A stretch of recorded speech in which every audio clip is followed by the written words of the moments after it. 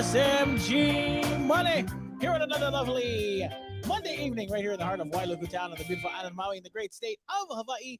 And we are here to talk about all things nerd culture. It's going to get crazy. It's going to get nuts. All right. But before we get started, might as well introduce the crew. He is the producer, seducer. He is also the man who loves his dog more than himself, which is a shame. Ladies and gentlemen, everybody say hello to Kai Kai. What's up, G? Isn't that right, Kai? About what? Huh? About what? Hey, turn yourself up. Talk in that mic. I can barely hear you. Can you hear me? Now I can. Goodness. All right. Now, what you were saying? I was saying you love your dog more than you love yourself. It's a problem. That's all I'm saying. It's my dog. What do you expect? It's terrible. Speaking of pets. Sad transition? He is our man in black. That doesn't make sense. He is also our maven of magic, our gaming guru, and all around great guy that wears a cap. Ladies and gentlemen, it's Phormat. I hope I did that right. You gotta mute him. Yeah, He's unmuted. There he goes. I had to do it myself. Crazy. Yeah. Phormat, what's going on? Not much. All right, sweet. I'm pretty sure no one showed up because of all these weird intros you keep giving us. Oh, yeah. Okay. Could be. I'd be excited to talk more about that stuff later. But may have more guys coming in later tonight. Who knows? But before we get started, I just want to let you know, of course, you guys can follow us on the social medias and on the twit-twats and the Instagrams. Right at the bottom there, we're at facebook.com/NERDWatch, on YouTube at NERDWatch Nation, and on Twitch, simulcasting live on Twitch at NERDWatch 808. You can Instagram us as well if you'd like. That's NERDWatch. I believe it's just at the NERDWatch. I think it's at NERDWatch Nation. And are we on we Tumblr? have no Snapchat. Our Twitter's at NERDWatch Nation as well. Our Instagram, there it is, at _NERDWatch. Nice. So yeah. Are we on Odyssey? So throw us a like. We're not on Odyssey, but you know what we may do? What? Bell icons. We may be. I'm trying to get us to go live on Rumble, so we'll figure it out. Yeah. It's everywhere. Whatever. Yeah, it's going everywhere. Facebook is still around any longer. Yeah, Facebook is going down the tubies. So we'll see. And if we don't get canceled like Joe Rogan, I think we'd be okay. I mean, Zuckerberg was kind of hinting that he was going to take it down anyway. Yeah. Well, that's because that's because nobody's on Facebook except for, there's a lot of people on Facebook. Let me take that back. I'm saying there are a lot of people on Facebook, but not the people they want on Facebook. So yeah, they want influencers, not the 80-year-old grandmas trying to stay in touch with their families. Ding, ding, ding, ding, ding, ding. Bingo. Anyway, just want to let you guys know, of course, you guys that are listening and or watching, you can hit us up on any of our social medias, or if you're live in chat with us, we'll take your questions, your comments, say hello to the crew, whatever you got to do. We're going to talk about it tonight. We're going to go. Phormat's got a couple of things that we missed last week, which we'll talk about this week. So Phormat, make sure to bring those up. Man. But it all feels like old news now.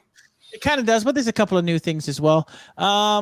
Let's do this, shall we? Because it's important. We have to do it again. It is every single Wednesday is New Comic Book Wednesday.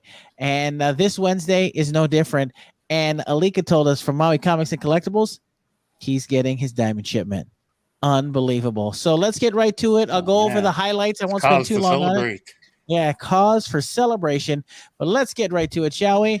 Time to find out what's new this week in the world of the comic books. All right. Coming out this week from comics, from DC, Detective Comics 1052 is out today as well. hang on a second. I think man, I screwed up. Give me 1 second. I gotta hang on.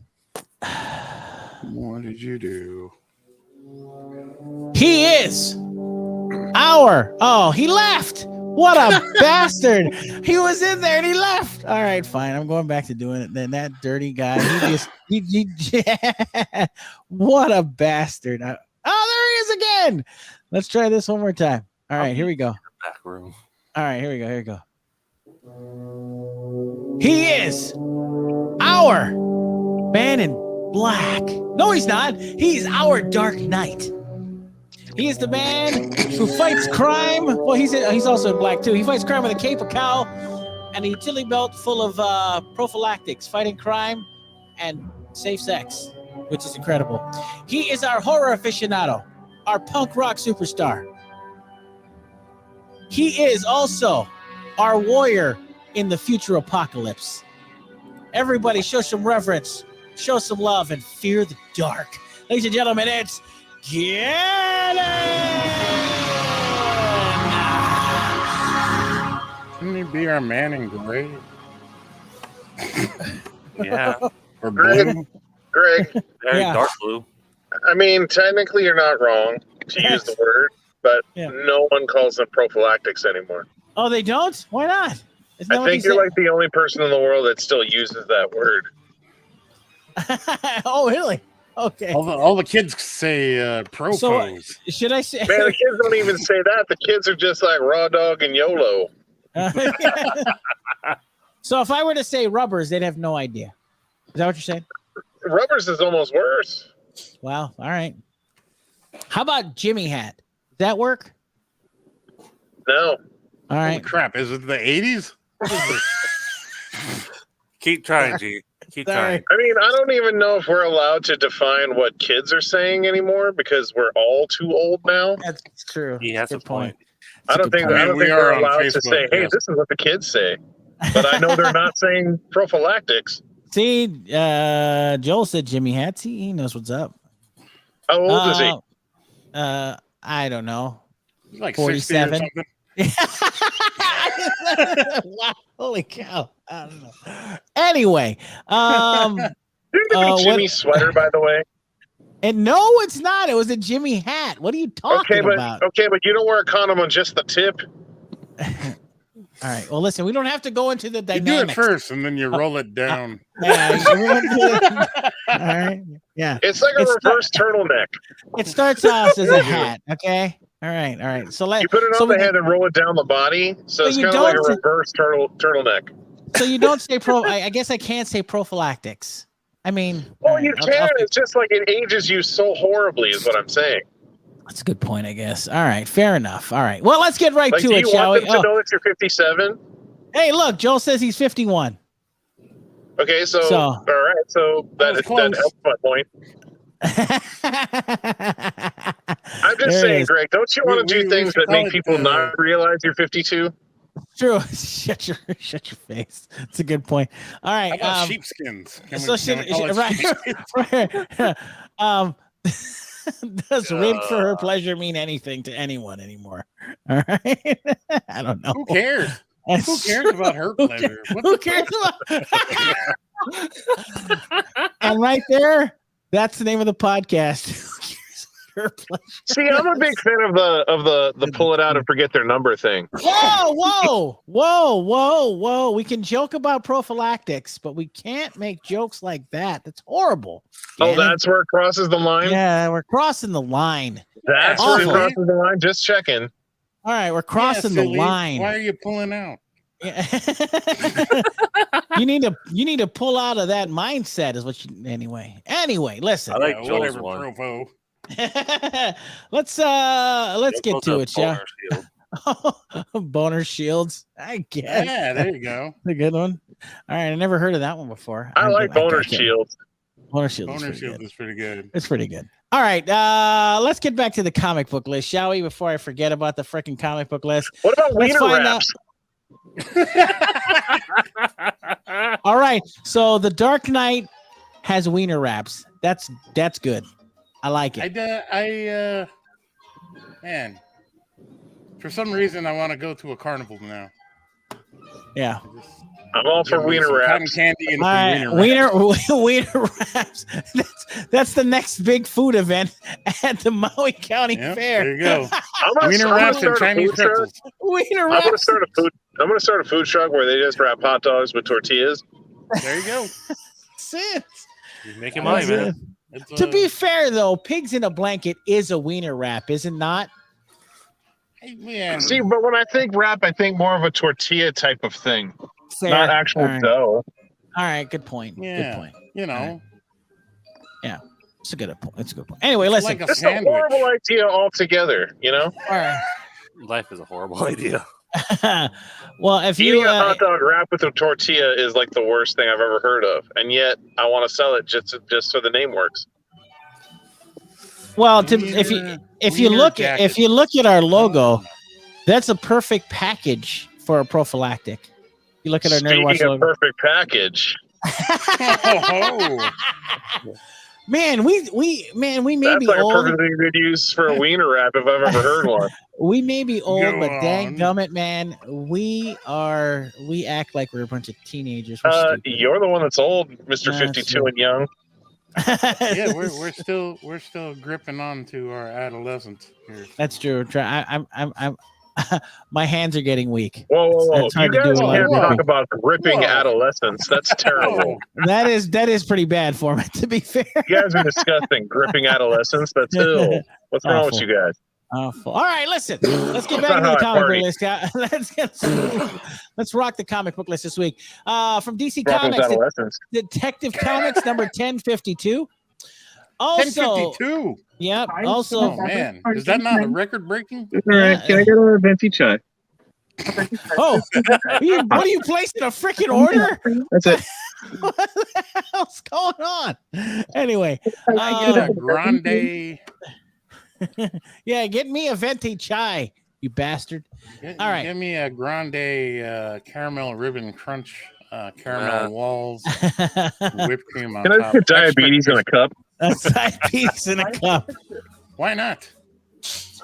Also coming out today for comics They only from sell Marvel, milkshakes. The Amazing Spider-Man number 88. It's the cover. It says it's after 88. Spider-Man. Spider-Man Enter the Slingers. Not sure what that is. Gross. Ooh.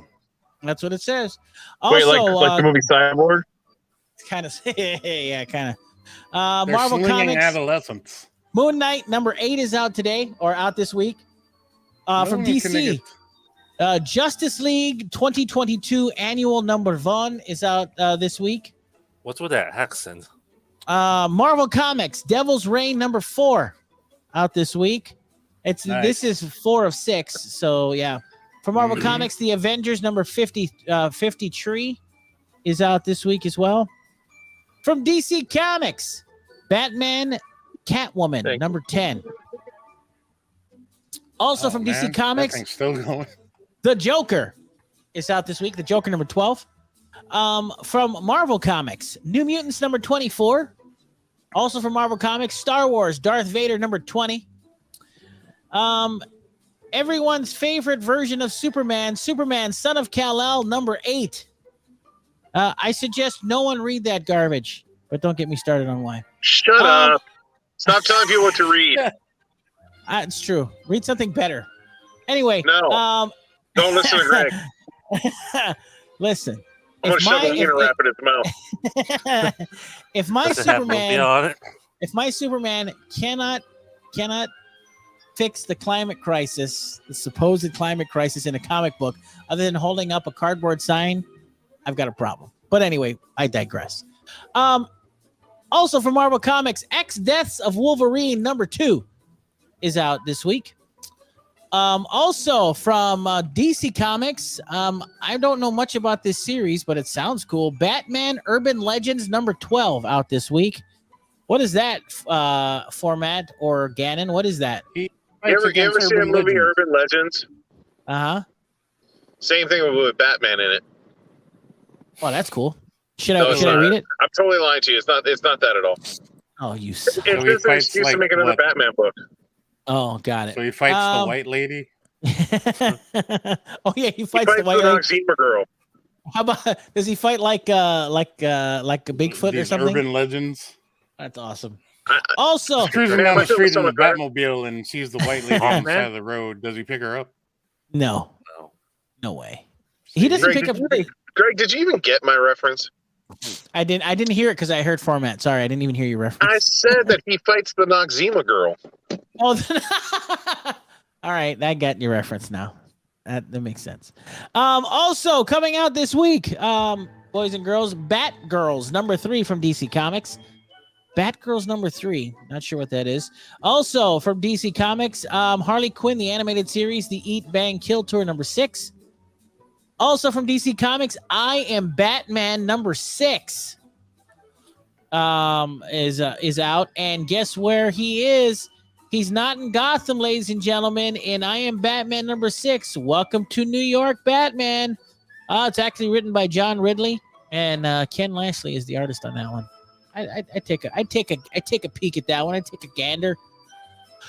Also, for Marvel Comics, the Secret X-Men #1 out this week. Ooh, Yep. I didn't know there were secrets. Secret X-Men, but okay.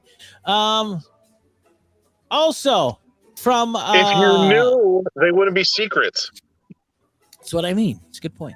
From DC Comics, Future State Gotham #10. Future Also- State is still a thing. Yeah, Apparently. What? yeah. Apparently so. Okay. Future State was originally going to be like DC's edicts for like a whole year, but after It the was. 5D thing didn't end up happening, they just kind of kept the book on its own. That's right. Oh, okay, Future State would have gotcha. been the entire run of DC Comics, but they decided at the last minute to not do it. Right. That's what I heard. So I'm kind of surprised to hear the title. I think because they just banked all those books, they got to put them out somewhere. Makes sense. Also from DC Comics, Titans United #6. Moving on to a couple of Marvel. Greg, Yes, I have to stop you there. I have to stop you there. What? You're mispronouncing that title so terribly. Titans United. No, it's Titans. Titans United. All right. Sorry, my fault. My English is bad. It's not a bunch of girls that get together and hang out. Well, there are Oh, two girls. I thought it was about the tiny kittens. It's interesting you say that because there are two fiery young ladies on the cover. Gross. So Are they yeah. really? yeah, let me share that with you since we're all Oh here. yeah, yes. Yes. This book that no one's interested in. Yeah. Let me waste time by sharing this with you. You should spend a lot of time setting it up to show it, and then it's not even that great. Yeah, see, There it's you not go. that great. Yeah, it's not that great. See, So who and is it's that? and there's a Firestar big. and who? I don't know. Don't know who that is, but it's It just looks like $4. some I'm not wearing my glasses, so it Starfire. just looks like some orangey blobs. Any black They're star? kind of orangey Yeah, it blobs. kind of is. Yeah, It kind Yeah, of is. the crown Oh, looks like. okay, so I was right. you All were right. right, You sir. were. You don't need glasses. Also It's a coming miracle. out this week from Marvel Comics, Star Wars: The High Republic, Trail of Shadows #5. Boo. 420, y'all. From Image Comics, The Scorched #2. Also from Image Comics, King of Spies #3. And The Scorched. yeah, It's The what Scorched. happens if you don't use your Reno wrap. Yes. I don't think Greg knows what the Scorched is. Do you know what the Scorched is? I have no idea. What is it? It's the girl Spawn book. No way. Is it? Yeah, it's basically Lady Spawn, but they didn't want to call it Lady Spawn because that sounds stupid. So they called her the Scorched anyway, which is also stupid. Wow. I had no idea. She That is looks kinda cool though. stupid. Like she has a really cool outfit and stuff. Well, if you'd like, I can share that with you as well. You can take a gander at this. I'm Take a sure gander at people are this more puppy. interested in this. Bingo. Then- Did you then just tell the Gannon to kittens. take a gander? Take a gander. Look at that. Is Whoa, that what it? this? Is that the costume or is that the villain? I think that's the villain. That's not her at all. Oh, I was gonna say okay. Angel Looks pretty wings cool. on a spawn thing? That's That's not right. Redeemer. happened That used to be Anti-Spawn. Ooh. Anti-spawn? Doesn't And anybody Uncle remember the Spawn? 90s? No. No, we remember the 80s. Remember Jimmy hats? We were just talking about that. Okay, but the 90s happened afterwards, so you didn't know what happened after the 80s. What are you dead? I can't remember. All I remember is the last season of Saved by the Bell, and that's it. The I finale never episode. really Okay, got but into you know what? That Spawn doesn't mean anymore. anything because Saved by the Bell's around now. Oh, it is. I don't watch it if it is. Yeah, they brought it back. They did the revival thing where they're like it's the original cast and they're like the new teachers and stuff. Oh, let me guess. Well, It's that'd be horrible. is it a diverse cast? Wasn't the original Wasn't it cast diverse always? anyway? True. It is, but the teachers are now gay or something. Hey, Greg, I have a little secret for you. Yeah. When you went to school, it was probably diverse. I'm definitely sure that it was. That's 100% sure that was. Isn't it weird when like television and media reflects real life? Isn't that weird? It's crazy, isn't it? That is weird. It's crazy. Wouldn't it be better if like when we watch TVs and movies, it was just nothing but white people all the time? Oh man, We can only dream, right, Gannon? No. I'm talking about for you, man. Oh. Sorry. I want to see a Saved by the Bell where they're all Asians. Okay. All right. Fair enough. Oh, I have nothing else after that. I just want to see an all Asian Saved by the Bell. All right. Fair enough. I'm pretty Appreciate sure it on that's this. all of us are dead. But I do want. But I just want to make one slight tweak to the title, Okay. and I think you know where I'm going to go with it, Greg. I'm afraid. You don't get it? Saved by the Gong, yo. Oh my God. The gong? What the? Yeah. Wow. The Asian Saved by the Bell will be Saved by the Gong. I'm sure they have bells in Asia. Pretty Yeah, they're called sure. gongs. All right. That's a good. That's kind of a fair point.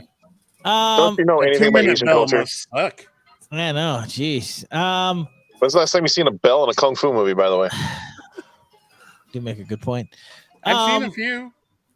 It's usually like try to snatch these bells off of my person. All right. Well, let's get off this Damn it, comic you're book right. list. Let me give you a couple more really quick. Coming out this week from DC Comics, Strange Love Adventures #1. Hey, Harley Quinn's on the cover, giving flowers to a dinosaur or something. it's called a Tyrannosaurus Rex, Hey. you monkey. Oh, she's giving the dinosaur a T-Rex a She's candy giving him a full of wiener wrap. hearts. She's giving a heart-shaped candy box, what I should say. just in Also, time for the Valentines. yeah. Also coming out this week, not that we need another Batman comic, but Batman and Scooby-Doo Mysteries along with Pennyworth. Oh my god! Not that we need another one, but also we're getting Pennyworth #7 out this week. There's so much comics for Batman. Yeah, Image Comics Monkey Meat #2. You guys are stupid. Monkey Meat Pretty #2 is out this week. Also, from Dark Horse, Hellboy and the BPRD 1957 Forgotten Lives #1. Also from Dark Horse, Norse Mythology 3 #1 is out this week. Also from Dark Horse, Daisy #3, and I think there's one more that I have to do in honor of Todd Bernardi. Rick and Morty versus Dungeons and Dragons: The Meeseeks Adventure #1. Ooh, How do is you fight a out this week. franchise? That's what I want to know. I have no idea. That'd be like Rick and Morty versus Star Wars. Like, what does that actually mean? Yeah. Do they fight the entire Dungeons and Dragons idea? Like, what does that mean? I have no idea. I do have a question. There is a comic. I'm not going to show it on screen, but there is a comic that is on this list called Young Animal #708, and it doesn't look like a comic cover, like at all. It's porn. So I think it might be. Show it. So Show it. I'm Show it. Show it. I'm not showing it. Show it. Show it. Show it. All right, fine. All right, I'll show it. make sure you go to Maui Comics tomorrow and ask Alika for I this. don't know what the heck this is, but this is called Young Animal, and I don't know. So maybe you can shed some light on this. I don't know what it is. We may get taken off of Facebook for this, but hell, here we go. What the hell is this? Young Animal #708. What is this? I don't know, It's but I'm clear- a fan. It's clearly a Japanese porn magazine. I don't know why it's on the comic book list. I don't get it. What's But, the okay. publisher? All right. I didn't have time to look at the publisher. I'm sorry. I don't know. I gotta go check. Oh, look. Yeah, says go take a other. look. Yeah. Anyway, no, it says other. Yeah. Speaking of Saved by the Gong, You're a terrible, terrible human being. Anyway, I think make it's sure you. like Tiger Beat for. That's what it gaming. looks like. Why is it on the comic book list? I don't anyway, know, but HKT48 is like a girl idol group. are they? Okay, fair enough. Yeah. Gotcha. All right. Well, ladies and gentlemen, get your comics this week. And make sure you check them out at Maui Comics and Collectibles in the heart of Wailuku Town on the beautiful island of Maui in the great state of Hawaii. And as for Alika, see what happens. Ask about Young Animal number 708. Yeah. All right. Yeah. The Ask him about it. record-breaking 708. And the record-breaking 708. Check it out. Ask him about it. He'll probably tell you. Anyway, not Gannon, but Phormat. Last week, we didn't have time to go over a couple of things. There is some new news this week, but I wanted to go over what we missed last week there, Phormat. So, what have you got for the crew this week? The schools are taking books out of the. Oh, is that what's happening? That's a thing that's happening that everybody's into. Well, to be fair, a week before all the thing about Mouse happened, did you know that a Seattle school board decided to ban from their curriculum of the ninth grade? They decided to ban To Kill a Mockingbird out of their curriculum to be racially sensitive. But I don't hear anybody saying that they're white supremacists. But don't get me started. Are they leaving Tom Sawyer in there? I don't know.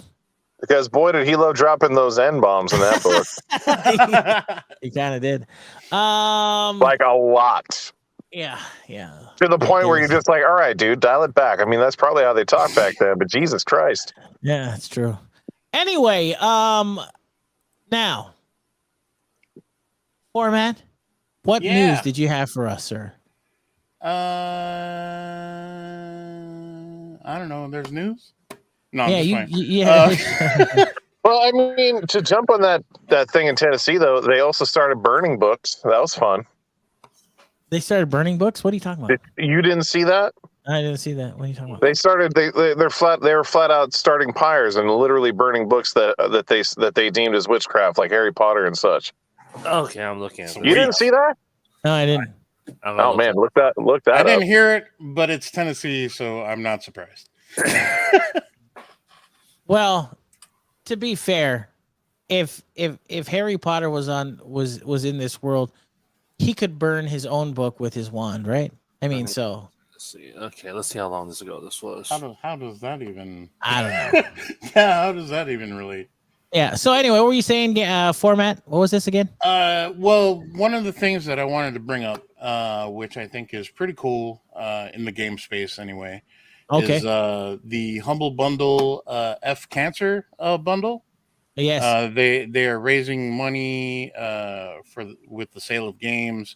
Anyone familiar with the Humble Bundle and how it works, it will know that this is a pretty big deal. 100% of the proceeds from the Humble Bundle sales for the F Cancer bundle will go to cancer research. So for those of you, I mean, it's a Humble Bundle, so a lot of the gamers in the audience probably already have a lot of these games, but for those of you that don't, it's a great way to. How many games are there in that bundle? I don't really remember, but I would say probably 10 to 15. Wow. Well, give us a couple of highlights. What are some highlights in that bundle? Oh, some of them. All right, no, you don't have to. Go support cancer. Buy the support cancer. All right. Okay, 13 PC games for $10. All right, how about I rephrase it? How about you support the cure for cancer by buying a Humble Bundle? How about that? Is that better for you? Yeah. You could have just said support cancer research. Support cancer research. There it is. And I have the list. World War Z Aftermath, Dead by Daylight, Payday 2, Magicka, Dungeon of the Endless, The Hunter, Call of the Wild, Homeworld, the Remastered Collection, as well as Homeworld Deserts of Karak, Little Nightmares, Brothers, A Tale of Two Sons, It's a good game. Pepe's Adventure, Red play it. Faction Armageddon. Ooh, and that's a good Hamilton's game. Great Adventure. Hamilton's Great Adventure, like Yeah. like Hamilton from Stage. Sure, From why not? Music, sweet. All right, awesome. There's a bunch of good games in there. Yeah. Yeah, that's for pretty sure. cool. I mean, For most sure. of those usually sit in the $15 to $20 range. So the fact that you're getting it all for $10, For $10, yeah, that's great. that's a no brainer, bro. All right, what Greg, else is coming up? Greg, I Yeah. don't mean to be rude, but you're still on the "What's New in the World of Comic Books" title. Can you be professional and take that Oh, off? sorry. I was looking at other news reports. I'm sorry. Bingo. There we go. Hey, we're not doing comics anymore. It's over. Hey, good job, Gannon. There it is. Good Or job, sorry, Gannon. folk who long. Honestly, that's the kind of job the producer should catch. That's a good point. He was filming. I'm looking at the screen right now. See, we're all assuming he's looking at the screen. Not doing your job. Got it. Yeah. Again, So anyway, I haven't produced anything on this podcast. Format. What else did you want to talk about really quick? In some somber news, I guess. Ooh, Sega is leaving arcades worldwide. that's what I read. About 2 years ago, they started selling shares of the company. A company based out of Tokyo, Genda, they bought like 85 shares in one go. So they are they own most of the company, and now all the shares are gone. So they are pulling all of the Sega branding from arcades everywhere, which is kind of like no one really cares in America because arcades died a while back, but in Japan that's a pretty big deal.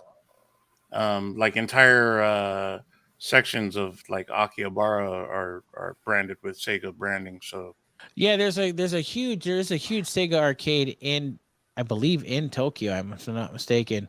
That's not just branded. It was just exclusively Sega games. yeah. Does that mean that that's going away too? All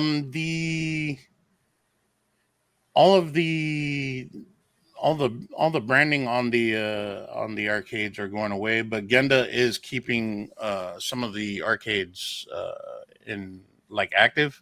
Got it. So they're not like removing them from the landscape completely. They're just like you're not going to see Sega as a brand anywhere anymore.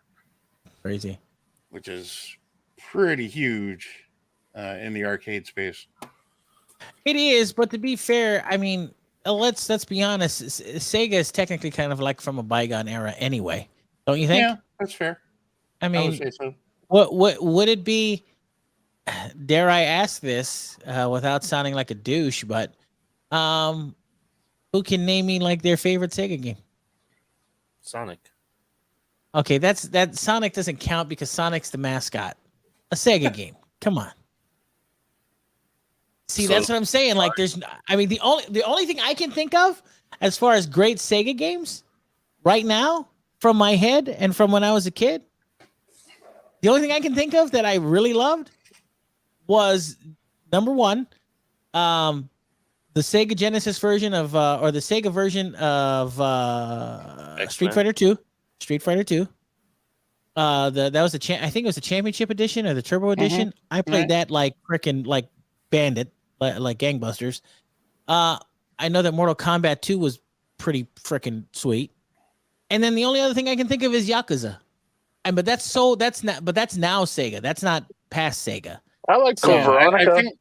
I think you're stuck in consoles though, and yeah, no, I am. This and is that's what referring arcade, right? Exactly. If and that's where the I'm case, stuck. a lot of it for me when I think of Sega are like the big cabinet stuff. So like Afterburner, Space Daytona, Space Harrier, got it. That weird hologram game in the big giant white shell that nobody understood how it worked. No one understood how to play it. What the hell was the name of that game? I know it's exactly what you're talking about. What the frick was that? I think one was called Time Jumper or something. Time like Jumper. You were like a cowboy that went through Yes. time or something. I remember that. Holy crap, I remember that. I remember playing that when I was But in that's the what I mainland. think of when I think of like Sega arcade stuff. I mean, Can there's I the take- classics like Golden Axe, Right, that was Altered Beast. But all those Yeah. ported over Yeah. to console anyway. The only memory that I have is, I mean, as far as Sega in the arcade is probably Afterburner, but that was in the machine, not the one where you're standing and playing it, but the one where you're actually in the Yeah, machine. exactly. That's what I mean by big yeah, cabinets. yeah, that was That cool. one was awesome. I mean, you can just sit there and do barrel rolls for days. For days. It's pretty sweet. And All then, right, that's fair. Yeah, Daytona was always fun. Oh yeah, I remember the day. I don't know. I don't have. It's so weird, and people think I'm weird for saying this, but my nostalgia for frickin' for like arcade games, I kind of don't want to ever go back to that. Like I know I got a lot of great memories from that, but I'm so glad I have it at home and I can do it now. You know what I mean? Mm. Yeah. So I don't know. It sounds stupid, but yeah. So hey, he's back. Hey, Fokulong is back. He came back. Welcome back. Welcome back, Fokulong. Anyway, what else? What else you got there? It's sad to see a piece of our childhood leaving, but you know, Yeah. yeah, that sucks. You know, like all the young kids that they're not hanging out at arcades anymore, just like they're not hanging out on Facebook. That's right. They're too busy raw dogging each other and giving each other wiener wraps. In other somber news, a YouTube person that goes by Gilda Sunner had to remove their like OG music, like video game music channel, due to Nintendo being Nintendo and issuing hundreds of copyright strikes. Yeah, that's happening right now with copyrights coming from Japan. Yeah. Well, it's I mean, weird because like Nintendo, like there's the one side where they do like all the fun advertising and marketing and stuff like that, and then there's like the legal side of Nintendo that hates seeing any Nintendo things like on social media platforms. It's such a wacky thing. But this YouTuber like had accumulated literally hundreds of OG video game music, stuff that you can't even find on like Spotify or anything like that, and Nintendo essentially shut them down. So that kind of sucks because I really think that could have been an opportunity for Nintendo to be, you know, to garner some goodwill from the community by being like, you know, copyright is copyright, but how about we work together to curate, you know, something else. well, so I that think we don't Nintendo. lose all of this. Oh, it's actually it's this gone has come from more from Japan because their copyright and stuff is much more stricter than what we have here in the West. So Well- anything like what's that word I'm looking for? I mean, I guess so, but like to be fair, you know, it's not just Nintendo. Like any Oh, music, it's everybody. I agree. issue. But you got to. But here's the thing, and this is where I Fair kind of. use, that's the word I'm looking for. Right, you're looking for the word fair use, but the problem is this, and it's because of big guys on Twitch that are ruining this for other people. It's because when you got freaking idiots, and I know Pokimane has got, she can get away with anything. She can get away with anything on Twitch because she makes so much money.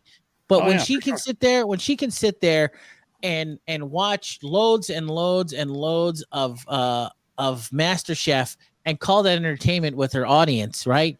And then get banned for a weekend and then come back and make more money than she did, it's asinine. Her one was the Avatar one. No, she watched Avatar. Oh, that's what I'm saying. She did Avatar. I think Hassan did like MasterChef is what I think it was. But the fact of the matter is, she had a freaking Gordon Ramsay freaking cardboard stand up in her room. But regardless, this is what happens because they don't care whether or not they get banned because they're not going to get permanently taken off the platform. So they know they're just playing it for sure. Yeah, so I mean, I think Toast went and did the same thing, and then was like, you know, after his stream was done, he was like, "I'll see you guys next week." Like he took it as Yeah. a time to take a vacation. Yeah, it's stupid, dude. It's really stupid. Well, that's the problem with streaming these days. It's like everyone has to have contact on it. That's why It's ruining it for everybody else. They don't ban them. Right. You get banned for a weekend. You're suspended like Whoopi Goldberg.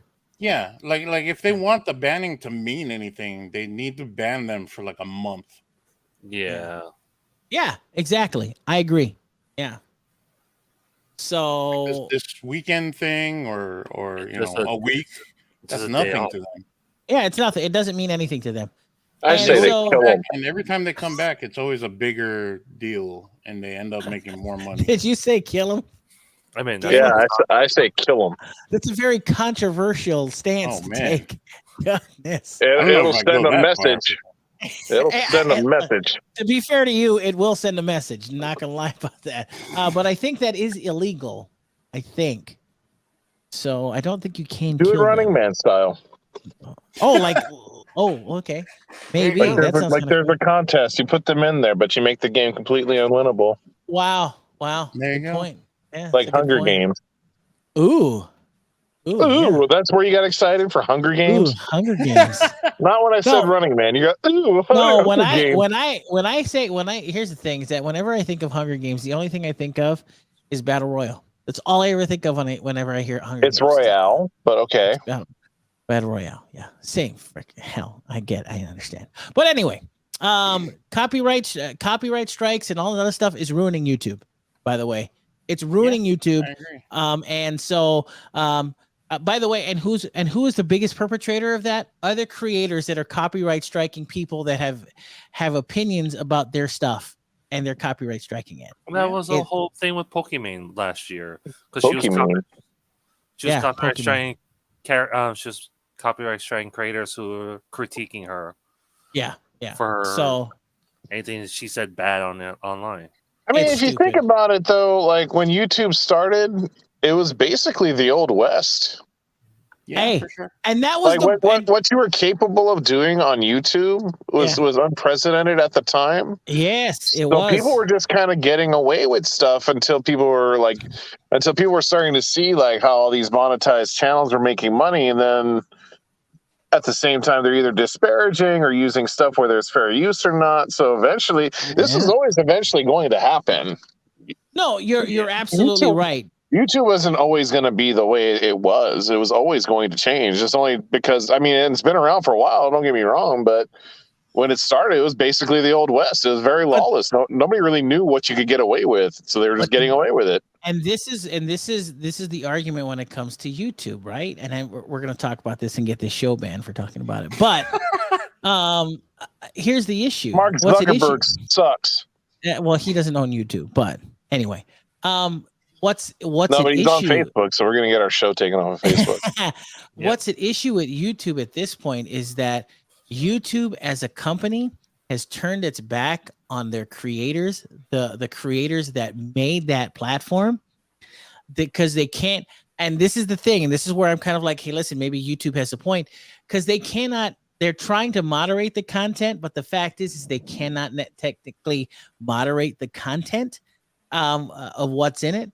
So what I think is happening is that, you're turning your back on the creators that made you. And then what you're trying to do is you're trying to pivot to something that's more responsible, like broadcast television. The biggest thing, in my opinion, that killed YouTube was when they started to implement having NBC and ABC and CBS and Fox on their platforms to put clips up or what have you. I mean, the reason why late night does so well now is because of YouTube. Yeah, you know what I'm saying? There's millions and millions of clips. Correct. There's a ton of clips, and I think it's ruining YouTube. I go on YouTube and I watch, and the other and let's be fair, you watch edited hentai, don't you? What I do is I end up, because I've been on the platform for so long, what ends up happening is that when you ever look at your feed, you're constantly getting thrown into the drama that's happening on YouTube. you know, and you get thrown into this drama that's on YouTube, and you're like, you're really not interested, but because you're on the platform, you kind of watch the video anyway, and you're like, what's going on at this thing? What's happening here? And What is that octopus doing in there? Yeah. Well, purveyors of that crap, you know, guys like, look, you got, we can't take too much time on this, but anyway, I could go off on YouTube. Like creators like Keemstar and H3H3, that Ethan Klein guy who's anyway, we can get it. But these are guys that are ruining the platform for smaller creators that are trying to come up on the platform. And now people are looking for alternatives like Odyssey or D Live or Rumble or something else, because YouTube doesn't have that. It doesn't have that connection. YouTube doesn't have their back anymore. Doesn't have their back Speaking of Rumble, have you heard the latest on Rumble? What? Allegedly, they're offering Joe Rogan $100 million to switch platforms. That is absolutely true. They are offering him $100. Are they extremely right wing? No, I don't know anything. I didn't know anything about Rumble until I read about it. Rumble is, well, Joe Rogan's not a right wing guy, but Rumble is but the people that like him are. Rumble is a you right wing piece of crap. Hey, well, here's the interesting thing about that. That is a legit offer that Rumble made him. Yeah, Rumble is and I hate when people say this, that when most new alt tech comes up, Rumble is a alternative to YouTube. Mm-hmm. They call themselves a free speech platform, right? Which I understand, but the fact is that you can say that all you want, but you still fall under the auspices of whatever country you're emanating. Wait. You need to stop right there. What? You need to use words that I understand. What does auspice mean? Is that like hospice? Auspices, which means you fall under the umbrella of the state or the country that you are broadcasting from, number one. And number two, you also, in order to play the game, you also fall under the umbrella of whatever app store that you are putting your app on, right? So I agree with the whole the whole issue of I agree with having a quote unquote free speech platform, but to be fair, the only real speech platform, a free speech platform that is currently out there is Gab. Gab.com is the only one that's actually a free speech platform. One's heard of them. It's funny you say that, but there are so many users on Gab that's crazy. You should look it up sometimes. It's incredible. Well, but cross-reference that with the amount of people that are just looking for a different platform. The world in general has never heard of Gab. I mean, we can agree with that, right? That's true. Brian in the chat says he's on MeWe. MeWe is a Facebook alternative, which a lot of people like, and it's more secure. MeWe's a lot more secure. I thought that was a Pokemon. Yeah. Brian says he'll check out Gab. Check out Gab.com. You can actually put it on your phone, but not an app form. You can have the website up. I have a Gab account, and it's interesting to see the people that. It's interesting to see people on there because I like to be able to, listen to what people have to say. Things.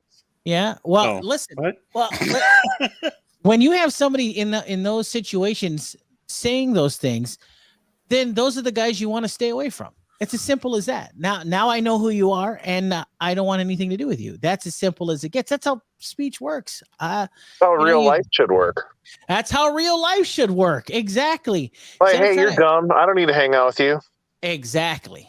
So, I don't. Wait. Why am I on this show still? You're such a dumbass. It's because of Phormat. That's right.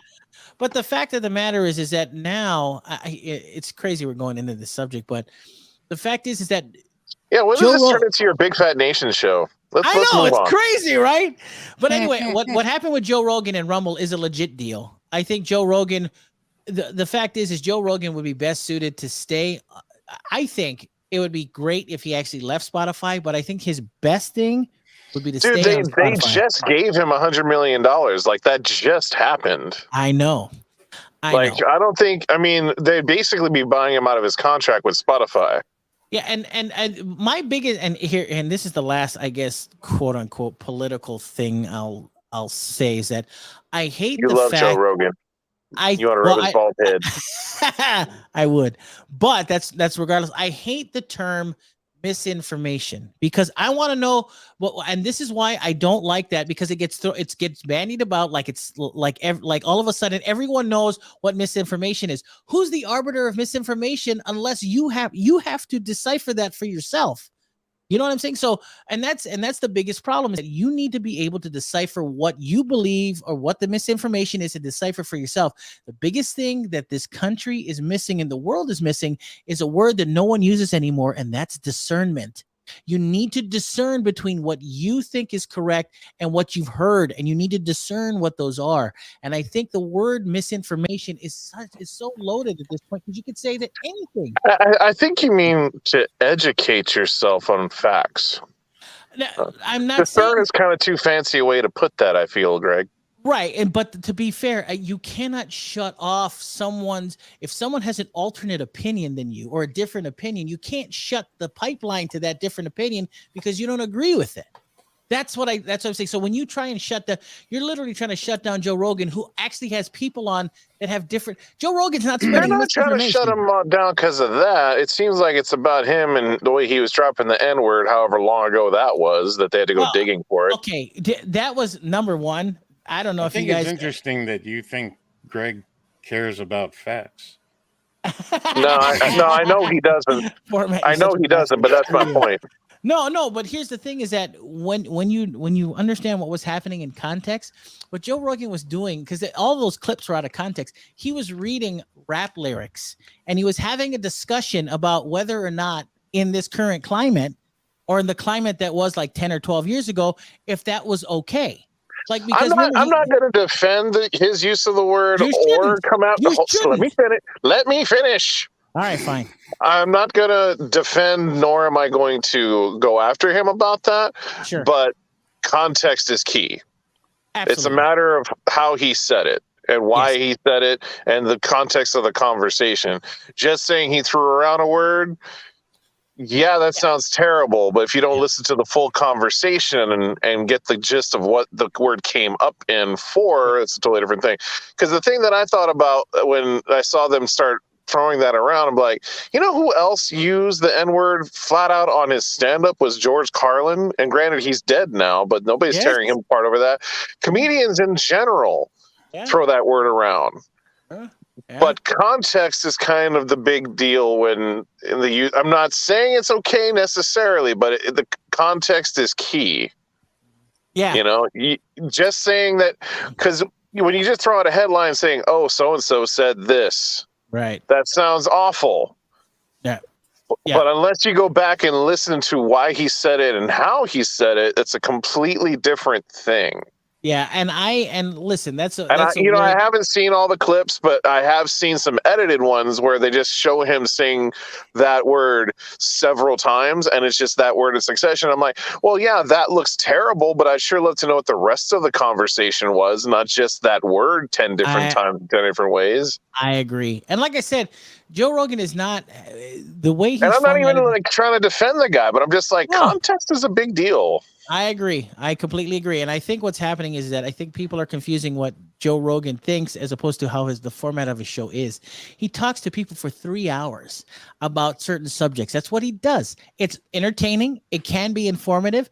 And it's always something that is truly interesting to listen to. I mean, for crying out loud, not only does he have the guys, not only does he have guys that talk about COVID and all this, he's got guys on, he's got comedians on, he's got guys that talk about UFOs. Honestly, like, I don't agree with a lot of the stuff he says, and I'm not necessarily on board with his viewpoints most of the time.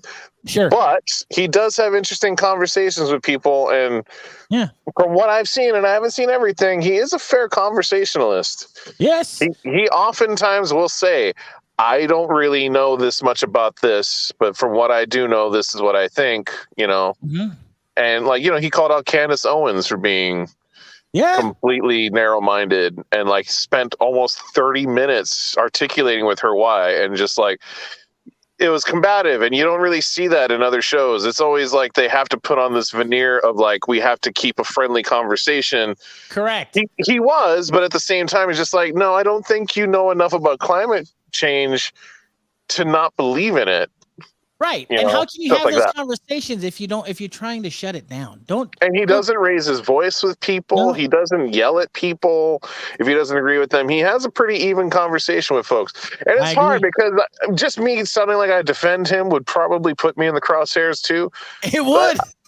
But I honestly just don't think. I think a lot of the time people aren't necessarily fair with everything. There's stuff where I'm just like, okay, I can see why you don't agree with him on that. I don't agree with him on that either. Yeah. But I also don't think you're being fair about what kind of conversationalist he is necessarily. It's just like, he said this thing you don't like and you're laser focused on that thing. And yes, you should be, but you know, contextually wise, he does have pretty interesting conversations with folks. And sometimes he will say stuff that I agree with, but that's kind of how the world works. We're not going to always agree with each other on everything.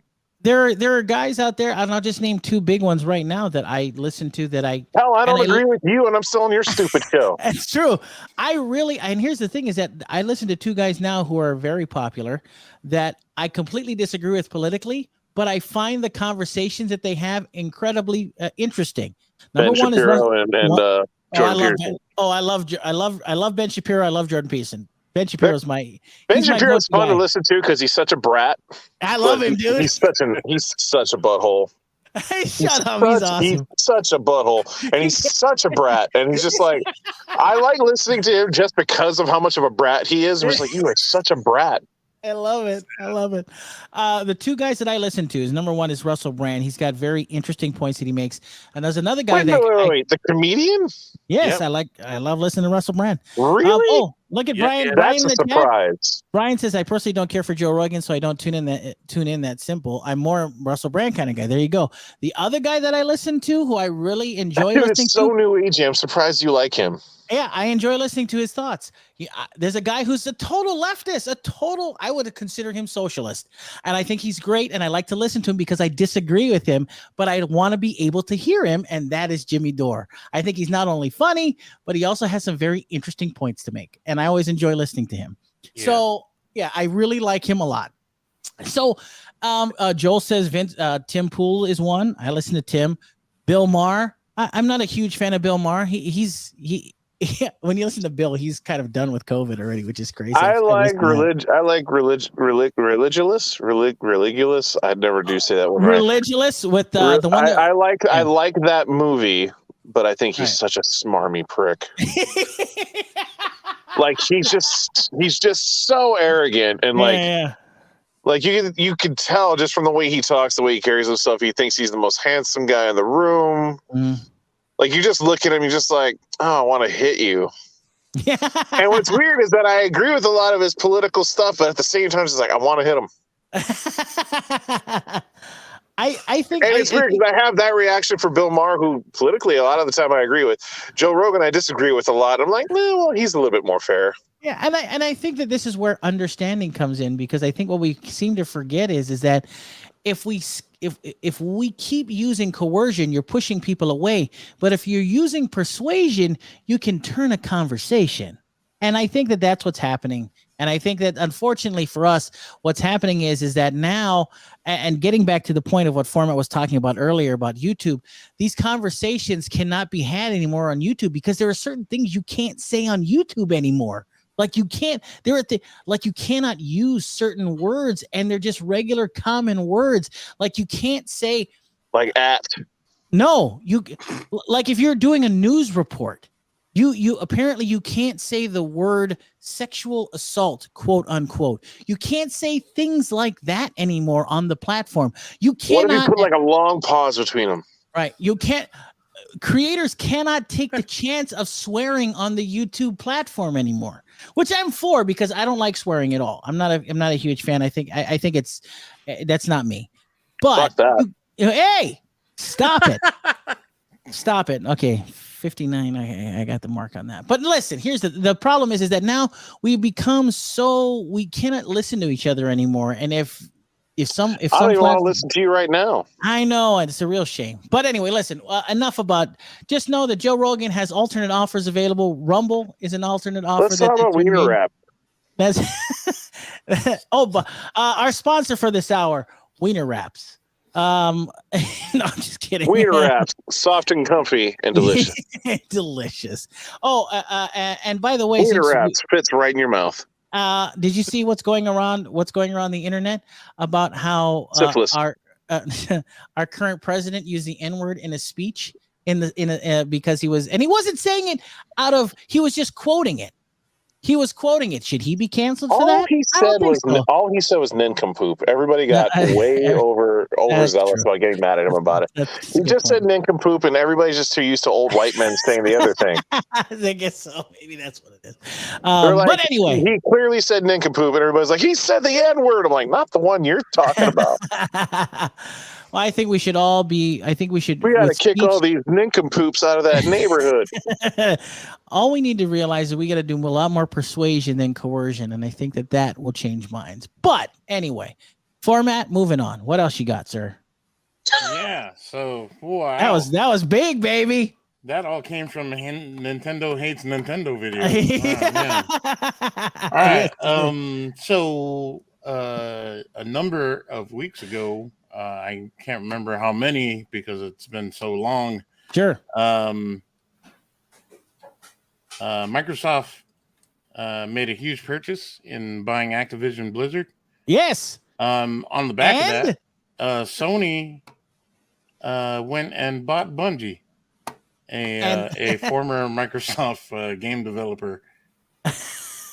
And now that means that Sony owns Destiny. Indeed. Yep. Which is pretty great. I know there's a lot of people that are like, was it really worth the 3.6 billion? But I think that a lot of people are short-sighted if they just look at the IP. I mean, there's a lot of experience. Oh no, there is. When it comes to Bungie. 100% agree with you. Bungie is got a lot of talent. Bungie, of course, as we all know, is responsible for Halo, which basically made the original Xbox, which made that console what it was. It was a juggernaut and made the Xbox a formidable player in the video gaming space. So you can't deny that. I will say, and this is just me talking out loud, I think that Bungie is paying too much attention to Destiny and not enough attention on something else. Because I agree. I'm telling you right now, Destiny, I'm going to say it's one of the greatest, or as of now, it's one of the greatest shooters out there right now. But if you are new to Destiny, it's not friendly at all. At all. You cannot jump in now and be prepared for what you're getting. And I think that Bungie needs to move on, needs to do other types of games because they have talent. And I am with you 100%. Well, to that point, before Sony bought them, they had put out a job listing for like a president of like other I forget what the word is or what word I should use. Fun. But it's not just gaming. Like they're looking at branching out into other media space. So like shows.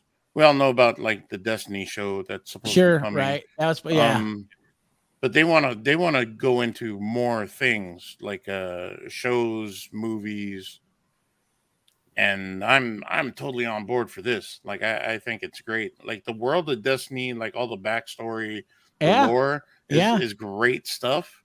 Yeah. I may not be a big fan of Destiny itself as a game, but all of that backstory and lore is amazing. It's really good. You know what I'm excited for? Once Bungie has a hold on their new overlords and they're producing another game, I can't wait till Bungie has a con telling us about their new IP and asking us You guys don't have phones? That's what I'm waiting for. I'm super excited for that. I don't know about you guys, but I'm super excited for that. I mean, we still got the metaverse. To that point, the Rockstar recently announced that they are in the works for a new GTA. Yes, which, GTA 6. It's pretty great. But Uh-huh. you know, like most things at this stage, we know nothing about. So Can I tell you something? And this is, man, and it's not just Rockstar. It's a lot of companies, but the developers. Rockstar has soaked our frickin' wallets with so much stuff, especially with Grand Theft Auto. That, by the way, I don't know if this is in your report format, but on March 15th, 2022, we are getting an updated version of Grand Theft Auto 5 for the current console generation. We're getting the Xbox Series S, X, and S, and the PS5 edition of GTA 5. And they're soaking us for a third generation, because remember, this was on Xbox 360 and PS4. Oh, no, excuse me. It was on, excuse me. I take that back. It was on, yes, it was before that. Right? Wasn't it? It was before that, wasn't it? Or was it? No, it was. Was it on PS3? It was on PS3. It was on PS3 and Xbox 360, or was it Xbox? Was it on Xbox? no, It was on. I know it was after. All right, hang on a second. Now I don't think it was on PS3. Original release date. Let me look that up now. Now I'm looking, because I remember they've gone through 3 console generations, is what it seems like.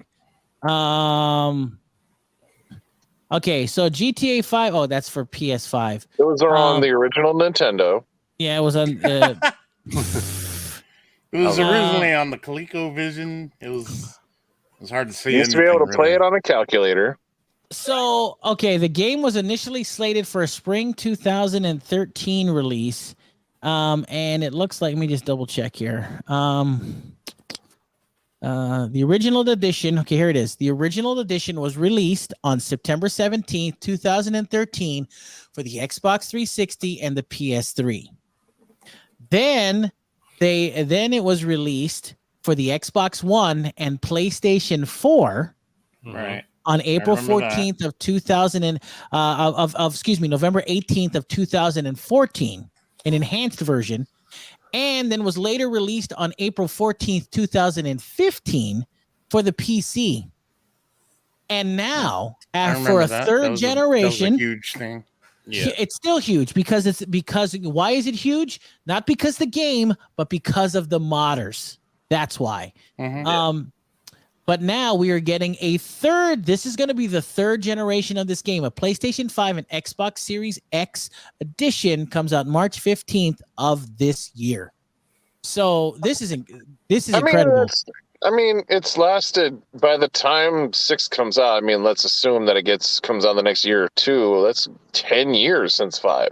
I'm telling you right now, I don't think Grand Theft Auto 6, I don't think it's coming out until like 2026. I think it's going to be a long time. I don't know if it's going to come out that far out, but it's not around the corner. Yeah, right, exactly. Can I tell you the other thing looking at we also have to assume they've been working on it. They're just comfortable talking about it now. They've been making so much money with Grand Theft Auto 5 with GTA Online that I don't even know if they've been working on GTA. No, they had to have been developing 6 because they know they're going to want to be ahead of the game. They're not going to want to announce it and then it comes out 6 years later. They're not going to do that. Can I tell you what's at issue? And this is the biggest problem for me when it comes to GTA. I don't know how you guys feel about it. How can you release a GTA game in this current climate? How can you release a good GTA game? They did already. It's called 5. But 5, I'm telling you what though, 5 pushes a lot of buttons. 5 pushes a lot of buttons, a lot of hot button issues. To be fair to your point, there is a certain lack of edge to them in terms of like the sarcastic humor that used to be the staple of the franchise. Yeah. It kind of evened out over the years. I'll give you that. Yeah. But the emphasis on the games now is less on the story and more on the online component, which is just, regular interactions. I hate that. I don't think people are really that excited about this. They play through the story mode to just get used to how the game functions, but most of those people are just playing online once they can. I know it sucks. I hate the fact that I constantly have to play a game online. That's why I like playing Assassin's Creed, because they're offline. I mean, I can play them all. I haven't played any since 4? Oh, Odyssey is so good. Assassin's Creed Odyssey is so good. But anyway, GTA is. You know what's really good is that Assassin's Creed movie. Whew, that's good. Hey, listen, you mock it, but that's the only Assassin's Creed movie we're ever gonna get. Just shut your mouth. No, give it like 5 years, and they're gonna give it another shot. Mark my words. All right. I just read online that they're talking to Chris Evans about doing another RoboCop reboot. So Hollywood is always going to go back and give it another shot. All right, fair enough. Well, I'm not excited for GTA 5 because I am a huge fan of Red Dead Redemption, and nothing has been done for the Red Dead Redemption 2. There's a Mexico expansion pack supposedly coming. That's a lie, Gannon. Don't get me on that again. That's a lie. I just recently saw an article about that where they might be doing it for real. Don't get my hopes up because I love Red Dead You're Redemption. not gonna play it anyway. You hate Mexicans. What the hell? That's horrible. I agree that it's horrible that you hate Mexicans. You're such an idiot. I think that number one, that is an incredibly good game. Red Dead Redemption is still my favorite game of all time, the first one. And Red Dead Redemption 2, I don't think holds a candle to Red Dead Redemption 1, but Red Dead Redemption 2 is weird, right? Like it's technically better, but for some reason it just does not ring like the first one. Well, that's technically not even the first one, but you know what I mean? Yep. Somehow it's technically better, but it's still lacking somehow. It is. It's lacking. I agree with you. How is that even possible? I don't know. With all the new bells and whistles they could throw at that game, and it's still not quite as good as the other one. Yeah, I keep going back to the first one constantly go back to the first one. Now, here's a rumor that I heard is that they're actually trying to they're trying to remaster Red Dead Redemption. They're going to remaster it. I was like, oh, I'd be okay with that. Oh, I have a question for Phormat. Uh-huh. So the Resident Evil 4 HD project that's coming out, is that what the remake, the rumored Resident Evil 4 remake just turned out to be, or is there still one coming? I've kind of followed I believe that's right. I believe that's what it ended up becoming. So that's all it is. There's no actual remake coming. It's just they just decided to put a new shine on it. Yeah, I don't believe so. Oh, that's a bummer. Wow. But to be fair, Resident Evil 4 is still pretty damn strong that it doesn't really need a remake. Is that shine going to be as good as Resident Evil Welcome to Raccoon City? Oh, the movie? Yeah. I didn't see it yet. Oh, neither did I. That's why I was asking. It comes out tomorrow on Blu-ray, though. Ooh. Kind of excited now. I want to watch it. All right. I hope it's good. I mean, it's hard because it looks like it's the movie that should have come out from the beginning. Yeah, it does. Nobody cares about that franchise as a movie like they would have back in the day. Yeah, it does. Like they really spoiled it as a movie franchise. Yeah, and it's hard to say that because it's not like the movies are super complicated and they're not very sophisticated stories either. Right. True. They're not. True. They're actually kind of silly when you get into a lot of it, but that's why it's hard to get down on the movies when you're just like, well, to be honest though, the games are kind of silly too. Yeah, they are kind of silly. But to get back to your point about Rockstar Games and making games in this climate, yeah, I agree that they have lost a lot of their edge. But if anyone were kind of given a pass when it comes to games of that nature, think so? I think Rockstar is the one that most people look to for games of that nature. All right, so that means that in Grand Theft Auto 6, we're gonna be able to get hot and heavy with hookers in cars, just like in the original. Maybe I would think so. Huh? You still can do that in those games. They didn't take that out. They took it out. You couldn't do it in GTA 5. At least I not. did it the other day. In the game, calm down. Yeah. I mean, when it comes to Rockstar games in general, I mean, they're always, the edgy game developer. Yeah. I mean, they've built up so much goodwill for that type of game since the old days. I mean, Manhunt alone is terrible. The other thing, Greg, too, is these guys also grow up. You know what I mean? Like, true. When you're a younger guy, that's kind of where your head's at. As you get older, you're just kind of like, okay, well, I need to evolve. Right. Yeah. So you're gonna keep making the game, but what the game is like evolves. Like it actually means a lot more what you can do in the world than just running people over with your car, or picking up hookers, or just shooting people for no good reason. Like, First of all, they expanded upon it. Yeah, and they've gotten really good at at producing quality titles. I mean, consider where they came from. Like, we went from Max Payne to LA Noire. You know what I mean? That's true. That's a huge jump. True. Yeah, it's true. It's a good point. I mean, they're solid masters when it comes to creating an actual, what feels like a livable world in the space of a game. Oh yeah, for sure. Like there's very few people that come close. Yeah, I do agree with you on that. And it's in particular with the AI, with with just the passerbys in the city just walking around, like just the AI alone on those. Like, there's other games where they just kind of always run away for no good reason. There's other ones that they react very realistically. Like, there's a lot of detail in there that is actually taken for granted because it just feels like a real livable world. All right, so I have a question for everybody then. All right, to kind of wrap up the Grand Theft Auto thing. Does Grand Theft Auto 6 come out for this current generation of consoles, or does it come out for the Okay. It'll come out towards the tail end of this generation's run, so that they can sell us the upgraded version for the next console. Greg, they have to come out at least in the next few years. That way, that people will actually be able to get a PlayStation 5 by then. That's true. That's a good point. There are a ton of people that still don't have a PlayStation 5. That's crazy. Maybe that's why they didn't want to announce it yet. They're like, let's give PlayStation a little bit more time to actually get consoles out first before we put the next game out. There you go. Yeah, it's a good point. And you still can't get one. Yeah, I wouldn't mind like a PS5 version of Bully. That would be awesome. I love a Bully. Pretty amazing. That'd be pretty sweet. I want a PS5 version of the Superman Returns game. Shut your mouth. That game's awful. Jamie in the chat says RDR most recent was beautiful. RDR 2. I didn't play it. Just watched a friend play. That is true. You could watch somebody play. What? You said that wrong. It's R2D2. No, it's RDR 2. Most recent. I've watched Star Wars. It's R2D2. Stupid. All right, sorry. Didn't mess with that. Anyway. Phormat, looks like a butt plug and hangs out with a gold man. You're such a dork.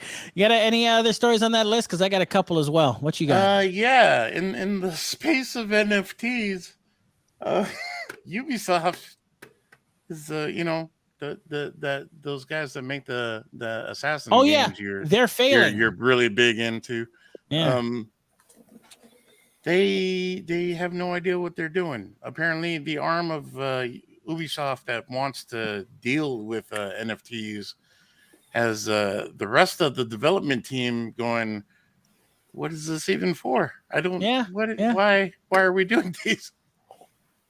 They did a conference call. Yeah. Where at the end of the call, they gave everyone who was present an NFT, Ghost Recon 20th anniversary NFT. Yeah. And the entire development team was like, what? Yeah. So that's great. When every other gaming developer out there is like jumping ship when it comes to NFTs, Ubisoft's like, we got this. I'm telling you right now, and you guys are gonna hate this, but I'm telling you now, NFTs are the wave of the future for gaming. They're going to get rid of loot boxes. They're going to get rid of everything else. They're going to get people on board with NFTs. That's what's going to happen. I think we all need to understand that. We all need to understand that this is where the climate is going as far as gaming climate. NFTs are going to replace loot boxes, and it's going to replace cards that are the packs for like football games and soccer games. That's all going away. NFTs are the reason why they're getting in on the ground floor is because these gaming companies know that there is more money to be made in NFTs. That's why. Because there's only more money to be made because it's the thing right now. Right. And not only that though, the thing is that amongst people like us, amongst the player group, they can trade those NFTs, or somebody can purchase those NFTs. That's the reason why. So there's going to be. I think it's ambitious though in what they want to do. Agree. They're saying they can take like a weapon NFT and from one game and put it in another. Who does that? Who's writing the code for this? It's not a thing. If it makes the money, they don't care. I know it sounds silly to own something digital that's in a game, but it's already happening with the metaverse. Everybody laughs and gawks at the metaverse, but I think in the next 10 or 12 years, that's where we're going to be. It's ridiculous. We were seeing that beforehand with the Counter-Strike community with just skins for guns. Right, that's true. Remember skins for Counter-Strike? Holy cow. That was big business, baby. People were making tens of thousands of dollars on a skin. It was nuts. Yeah, so we saw a lot of people got teched out. True, still is. But yeah, I think NFT. I don't know. I've never been a big fan of NFTs. The way I look at it, it's I agree with you. all over again. Yeah. I think what's happening is ultimately is that NFTs. I think the outright rejection of NFTs from players is because we got screwed with loot boxes. That's why. And we got screwed with everything, not everything being in the game at one time. So you can't, and I think what the outcry is that, hey, listen, you can't even, when you release your game, you can't even get that right. And then you're going to put in NFTs on top of that? You know what I mean? So, like Battlefield 2042, that game, oh man, I'm so ticked off that I spent money on that game. But I can't bring it up. Because that's a perfect example of them not bringing out a game that is not ready for prime time, pushing it on everybody, and then a year from now, it's going to be great. No, you know what? I take that back. It's not like Beanie Babies, because at the end of it all, you still own the Beanie Baby. A Beanie Baby, yeah. If anything, NFTs are like, when you buy someone a star. Oh yeah. Got it. Yeah, that's what NFTs are like. You don't actually own the star. To be fair, the digital currency though is going to be huge. I think digital currency is going to be a big deal in the next few years too. Digital currency already is. No. The reason why I say it's going to be in a few years is because the Fed are starting a digital currency now, so it's going to get. They want to try to get in and regulate it. Yes, they do.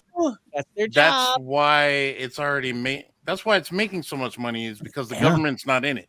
That's correct. But as soon as the government gets in it, they get their piece. That's going to tank. That's all going to tank. Yeah, it's going to suck. So get in. Well, you can make money now, I guess. But Bitcoin is tanking. At the end of it all, you're gonna own a star. I guess. Who cares? Yeah. Well, we'll see. Well, the fact is that gaming isn't what it used to be, and I think we need to realize that as older gamers and just kind of make peace with it. Older gamers, I said, we just have to make peace with that. I think at this point, and it's kind of sad, but you do what you got to do. Anyway, Phormat, anything else exciting on that list, or you good? Because I don't know about exciting, but the Stadia is still a thing. Is it? It technically it kind of is, but they're still chugging. So I don't know if you guys remember the world breaking invention that was the Stadia. Oh yes, it was supposed to be the future of gaming. Future of gaming. It's Yes. like Netflix for games. It's cloud gaming. Yes. They've got hundreds and hundreds of titles, and they're looking to add more. But obviously, most gamers are just not down with it. So yeah. Google has apparently optioned the Stadia to, I guess Apple was interested in at one point. Apple was interested at one point. Some spaces that you wouldn't necessarily think would be connected to something like the Stadia, like BMW was huge on maybe using the Stadia in something, I don't know, and in then their car, and also like one of the phone manufacturers, not any of the big ones, but like one of the phone people were looking at optioning. You mean like manufacturers Stadia. like Huawei or like Apple or like you mean like Samsung? Yeah. I gotcha. Makes sense. But I don't think it was like an Apple or Samsung. I think it was like maybe I don't know who does the Kyocera now. I can't remember. Nokia. Yeah, so I don't so know. something like that. Yeah. Well, it's interesting is that cloud gaming I don't think goes anywhere until they fix the latency issues. So I don't think it goes anywhere because you don't own anything. It's stars again. You're buying stars. Hey, listen, you don't own any. Remember, they already said, the New World Order says you're not going to own anything and you're going to love it. So remember, that's the way of the future. You're not going to own anything. As long as we have phones, right? I mean, that's right. As long as we have phones. So that's kind of crazy. But yeah, I agree. Stadia's technology is there, but the implementation of trying to get it to gamers not there. So that's kind of sucks. Problems. Yes, for sure. Let's see. The last thing I had was I got my first look at Ghostwire Tokyo. I did too. I saw that as well. The gameplay trailer they got. Yes. Yeah. And actual gameplay. Yep. It's not what I was expecting. I don't know. I was just about to say the same thing. I can't believe we're on the same wavelength. I totally thought I was like watching like a more stealthy Dishonored, if that makes any sense. Yeah, I was really tripping out. It was not I was the expecting game. Like fast, frenetic action, and this was more like sneaking up and doing stealth kills, and I was like, what? It looks good, not gonna lie, but this is not for sure. It looks great. The game this is not the game. It's totally not what I was expecting. Yeah, I agree. I think a lot of people are going to have that same reaction when they see it. Ghostwire Tokyo, great name. I hope it's good. It almost has it almost has a first person like Yakuza feel with like magic in it. Mm-hmm. Almost like, you know what I'm saying? So I don't know. It's interesting. I'm interested. I'm on board. It just wasn't what I was expecting. I agree with you. Yeah, for sure. I agree with you on that. And that just came out. You can watch the gameplay. You can watch the gameplay trailer currently on YouTube right now. It's interesting. So if you're a gamer, check it out. It's kind of cool. Anyway, moving on. Gannon, Phormat, I'm going to need your assistance on this one. All right. You guys ready? All right. What do you need? Okay, Gannon. Yeah. According to multiple reports, we're moving into some movie news. According to multiple reports, 50 Shades of Grey star Dakota Johnson is in talks to play Madam Web in an upcoming film. Oh. This is not a joke. According to some furious fans, and I'm assuming that they're woke, you want to know they're not happy with the choice. Would you like to know? She's not an old lady. Would you like to know why? Sure. Close. It's because unlike the Madam Web character, Johnson isn't blind. Blind? Oh my God! Of course it is. First appearing in the Amazing Spider-Man number 210, Madam Web is a blind, disabled, elderly woman with precognitive abilities. The character often uses her powers to assist and guide Spider-Man and other Spider characters on their adventures. And on Thursday, the Hollywood surprised Reporter... they weren't up in arms because Dakota Johnson doesn't have one long leg. On Thursday, the Hollywood Reporter announced that Johnson was set to star in Phormat. How do you know she doesn't? Because I've seen both of them on late night shows. I've seen them. On Is that the only Thursday, place you've seen her? Because that's an awfully weird, specific statement. she was just doing an interview with James Corden. I saw it on YouTube. You know, on YouTube. Oh, he was talking about watching it on the YouTubes. Yeah, I saw her on her OnlyFans page. She doesn't have one. I looked. Anyway, on Thursday, I know you looked. The Hollywood Reporter announced that Johnson was set to star in Sony's upcoming Madam Web film, which is meant to be part of the studio's series of Spider-Man spin-off franchises.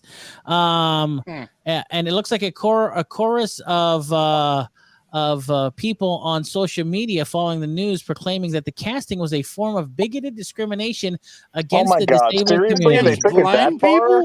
That's what they said. They took it that far? Yeah. For one user that wrote, I mean, honestly, like, why is Tom Holland playing a superhero? Because he's not actually a superhero. You know what I mean? Like, how far does this stuff actually have to go at this point? Like, well, according to this person, Tom Holland's not actually from New York. He's British. He shouldn't be playing a New Yorker. One user wrote, "No love for old actresses anymore. They young down Aunt May, and while I know now there are younger versions of this character, it takes away opportunities for older women in the acting business. Carrie Fisher had to deal with this before the Star Wars sequel trilogy, quote unquote." That's a complete lie, though. Carrie Fisher didn't want to be an actress at a certain point. She just decided she wanted to be a screenwriter. Yeah. She stopped acting for a while. It wasn't because parts dried up, because she stopped acting way back in the 90s when she was still young even. That's crap. According to I would have to read her book, though. According to Ryu Rashu's Twitter page, not to quote unquote, not to mention the fact that Madam Web is blind, at least in the older adaptation. Don't know if she's blind in the younger adaptations. And this takes away a blind actor's role in these films too. Why didn't they get upset with Charlie Cox? I don't know. Because he's not blind. How come they didn't get mad at him? Why don't, I mean, they're blind. Just don't say anything. How would they know? I don't know. I guess it's acting. I think that's completely absurd. Like, I don't know. That's getting a little ridiculous. Well, according to Tripping Crutch on Twitter, I'm all for representation as much as the next guy, but that's completely absurd. This is where you draw your line in the sand with a character you didn't even know existed until 5 days ago. Yeah. You know what I mean? Like, the second it was announced, people probably researched who the character was, and then they got upset. Like, they didn't even know this character probably existed until a week ago. You know how I know that? I don't know anything about her. Yeah. I barely know anything about that character. According to another Twitter user at Tripping Crutch, hell no, disabled actresses exist! ! Madam Web is canonically a blind character with is it Myasthenia gravis? Disabled mimicry is so annoying. I guess I'm assuming that's the ailment. Again, did he not notice that Daredevil is not played by a blind guy either? That's a good point. How come there's nobody upset about that one? That just happened. He was just in No Way Home. I saw him. Well, to be fair, maybe Tripping Crutch has a point, because that person goes on in their Twitter feed and says, and before you comic dweebs get your knickers in a twist, they're obviously from England. Yes, I know about the Julia Carpenter version. This casting most likely means they'll introduce the OG Cassandra Webb combined with elements of Julia, so it'll still be disability erasure. Okay. That's. I think you went looking for outrage on this one just to comment about it on the show. No, this is an actual story. I'm giving you. But the only stories that I saw were casting announcements. You must have gone hunting for outrage just to bring it up with the show. I think you did. Okay, where did you get I think you did. I really think you did. What's the website you read? It's Unbounding into Comics. That's where I'm reading the story from. Okay, but that's a Comics Gator site, which you already know that. I didn't know that. I don't know what Comics Yes, Gate you is. did. We were just talking about that all day. I wasn't paying attention. I was working today, so I didn't get to see all of the chat. But anyway, it's a Comics Gator site. Of course, they're upset about anything that's not exactly what they want. Well, look, this is actual people on Twitter. All right, so I thought this was I don't know interesting. if you know this, but everybody on Twitter is an actual person. Yes. Not everyone. And there's not fake people on Twitter. Well, these are actual comments from actual people on Twitter. So, I mean, the bigger thing that's absurd about it is that they're going to make a movie just for Madam Web. That's absolutely stupid. It's like it feels like for me, it feels like every time Sony does one right thing with Spider-Man, they immediately have to follow that up with a ton of bad ideas. Like, let's make a movie all about Madam Web. Let's make a movie all about, like, they were talking about an Aunt May spinoff forever and a day ago, and that went away when they got rid of Andrew Garfield. Mm-hmm. Joel has a question. Are there blind actors? I'm sure there are. I just can't name any. I'm pretty sure that there might be. I just can't name any at all. There's deaf actors. There's blind actors. Yeah. I can't name them. I don't know. So there isn't a prominent blind. I forget her name. The girl that plays Echo in the Hawkeye show. Is she actually deaf? She is. I couldn't remember. Yeah. I know I looked up at one point. I know she's missing one foot and she's also deaf. So does that mean that the girl in Eternals, was she actually deaf then? Yes. I believe she is too. Yeah. Okay, she is. Gotcha. I still think they actually made a big deal about her being cast in that role because of representation reasons. Right. Yeah, right, I think it's still stupid. They actually made a big deal to say that. Yeah, it's so stupid that a creator would make. They didn't make a big deal out of a big fat Korean guy being married to Angelina Jolie. I felt like that should have been a big deal. Hey, they weren't married. First of all, love comes in many colors and sizes, Gannon. How dare you? You didn't let me finish my point. It gave all of us big guys hope. That's what I'm saying. So that's what I was trying to say until you decided to cut me off. It's fantasy, damn it. It's fantasy. Fat ugly guys need love too. That's right, damn it. So I'm not saying he's ugly. He's kind of an Adonis. I just did a Google search for blind actors, like a list. And there aren't many, but there are a few. One of which used to be the MacGyver's friend.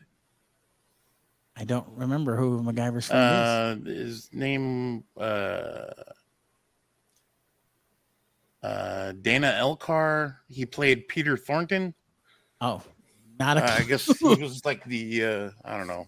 He's like MacGyver's supervisor at the Phoenix Foundation. Oh, okay, all right, fair. Apparently, he lost his vision at some point, and it was written into the character story. But that's about it. There's There's like a couple of other names, but I don't know any of these people from any. I just realized something. What?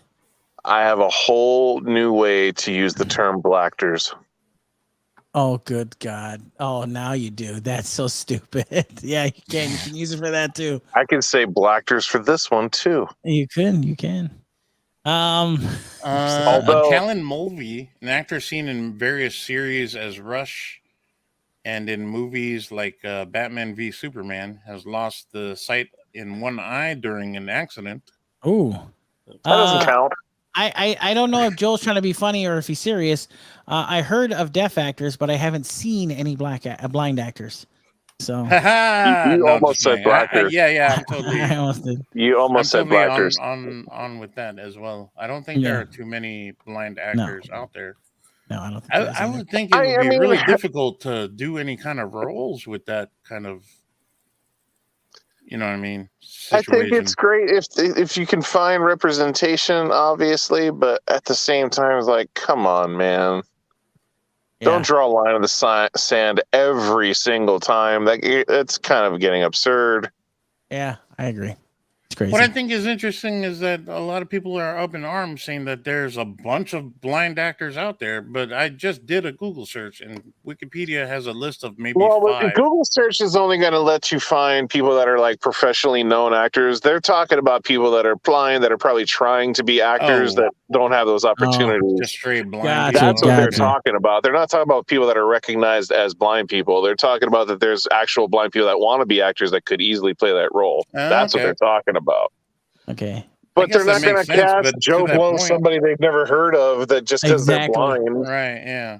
Exactly. Especially the lead role. Come see Madam Web featuring so-and-so that we found at a Subway. Yeah, it's kind of crazy. But they've done it before. They've cast unknown actors really in big good roles. At making blind sandwiches. Hey, you know what? Blind people can make sandwiches too. Do they? I'm not making any arguments. I don't know for any. against this conversation. So I wouldn't know. I don't know any either, but there's got to be somebody. Wow. Well, listen. Speaking of, if it's under the sun format, it exists. Everything does. Speaking of blind, is Todd coming? G hates blind people now. No, all speaking of blind, box office tracking website. Man, what if they were blind Mexicans? Hey, Greg, I just have one last thing to say about the Madam Web thing. Yeah, go ahead. I'll tell you who was blind. Who? The person that casted Dakota Johnson. Wow. Jeez. Goodness gracious. Anyway, according to Sony have you ever seen a more bland actress to be the lead of your superhero movie? movie? My gosh, you're terrible. Oh man, I can't. Does she stand out as an actress? Is she exceptional in your eyes? I can't believe you went there, sir. That's crazy. She's good. I liked her in. I said bland, not blind. She's not blind. We know she's not blind. I said bland. Yeah, I like Dakota Johnson. I like. She's not a very exciting actress to watch. I like her in that one movie I saw her in. Yeah, anyway, so you don't even know what the name of it is. 50 Shades? You saw her in 50 Shades? I've never seen 50 Shades. I don't even know what the hell that is. You know what 50 Shades is, you liar. You know what it is. I've never seen it. I believe you didn't watch it, but I know you know what it is. I've never seen that damn movie. It's softcore porn for chicks. I think the last time I saw her was Peanut Butter Falcon. Oh, she's great in Peanut Butter Falcon. Yeah. I do like that movie. That's good. I actually like that movie. That's you guys made that up. There's no such movie. There is. It stars Shia LaBeouf and Dakota Johnson. Peanut Butter Falcon. That's the most made up thing I've ever heard of. And I guess is the Winter Soldier in that one too? Shut your mouth. Before that, wasn't she in Bad something Royale? Yes. Bad Times at the El Royale. Yeah. Yes. Yeah. She's in that, and she's also she made her acting debut in that Facebook movie with Jesse Eisenberg. What's it called? And Andrew Garfield. I take it back. There is one thing she was in that I liked. What's that? What is that? Don Johnson's balls. You're such an idiot. Gosh, you're such an idiot. Oh man. Moving on. Give it up, everybody, for Don Johnson's balls. Woo! You read that story that he was almost kicked out of one of her things she was in, like a movie premiere or something like that. He was almost kicked out. Did you hear about that story? No. He went in to go see. I think it was a premiere. Maybe it was even a play. But anyway, he was supposed to go see something that she was in, and it was during COVID, so they did a check-in. I guess they were running tests on folks that didn't have a test at the thing. Okay. So he walks all the way in, they usher him in, they sit him down, and then like 20 minutes later, before the show starts, somebody walks in and they're like, "Oh, Mr. Johnson, we're gonna need you to come with us." And he goes, "What's going on?" And we're like, "It'd be really good if you just came with us. We need to talk to you. Like, you can talk to me right here." They go, "Oh, Mr. Johnson, you tested positive for COVID." And like he was, so like they literally brought him out. He missed the entire show. It turned out to be a false positive. But yeah, they kicked him out. They brought him out of the show because he tested positive. Wow, that's crazy.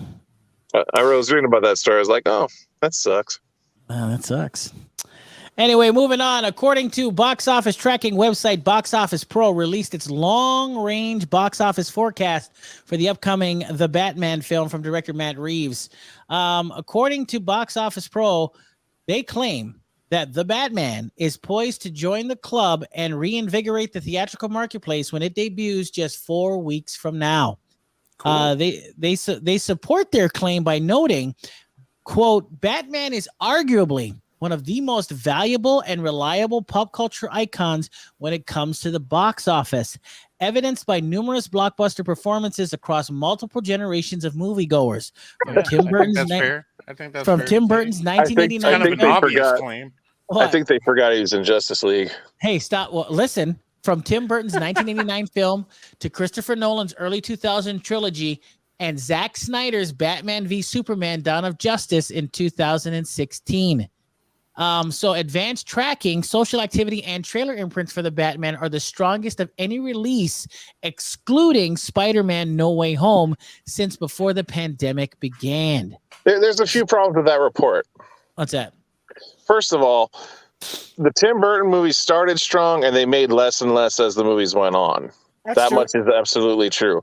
Batman Begins, when you actually look at the money that it had made, technically underperformed based on expectations. It did well enough to get a sequel, but it actually underperformed from expectations. The only reason why Dark Knight Rises did so well is because Dark Knight came out and it was great as it was. And when you throw around Oscar nominations, that's why everybody showed up and really supported that particular movie. Batman v Superman, the opposite end, didn't do nearly as well as projected and what they expected it to, and Justice League did even far worse. So that's like most of that report is technically not true. It's not a consistent earner in terms of like always reliable. That's not actually true. Because there's quite a few movies in that chain where they did not perform. They did a lot of money, don't get me wrong, but there's a bunch of them that underperformed.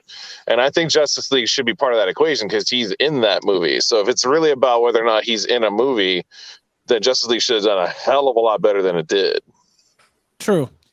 I think that this is the fact is that I can't believe we're getting a new Batman movie this year. Dude, we're getting 3 different Batmans in 1 year. Yeah, it's crazy. It's crazy. Actually, 4. Yeah. It's nuts. I can't even imagine. So I'm like, even as a Batman fan, I'm kind of like, okay. You know what I mean? Yeah. Like even I'm kind of just like, and you know, the thing that makes me excited about it is not necessarily that it's a new Batman movie. It's more that Matt Reeves is doing it, who has been steadily and consistently making interesting movies. Yeah. You know, when you look at those Planet of the Apes movies, those had no right to be as good as they were. Nope, I agree. You know what I mean?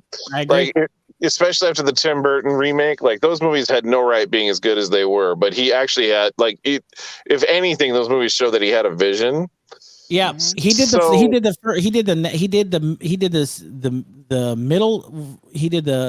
sequel, and he also did the third one. Right. 2 and 3.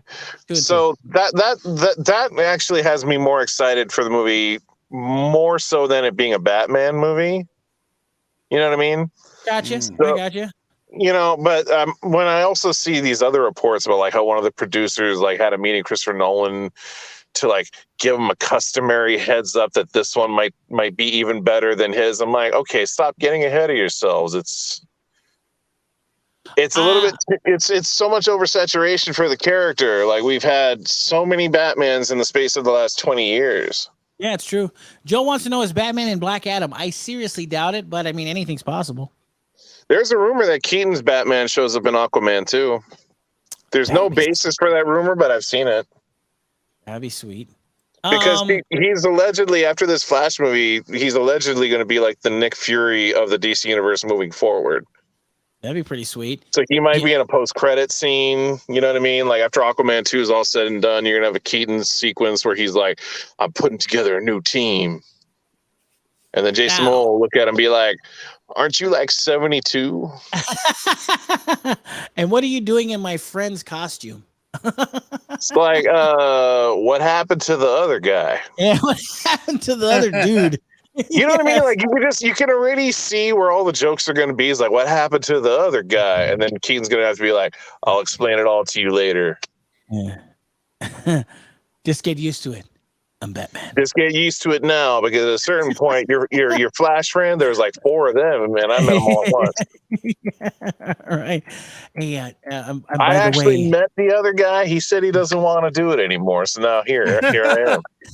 And he could tell him, by the way, Arthur Curry, guess what? There's another of you too, and he's white. Yeah.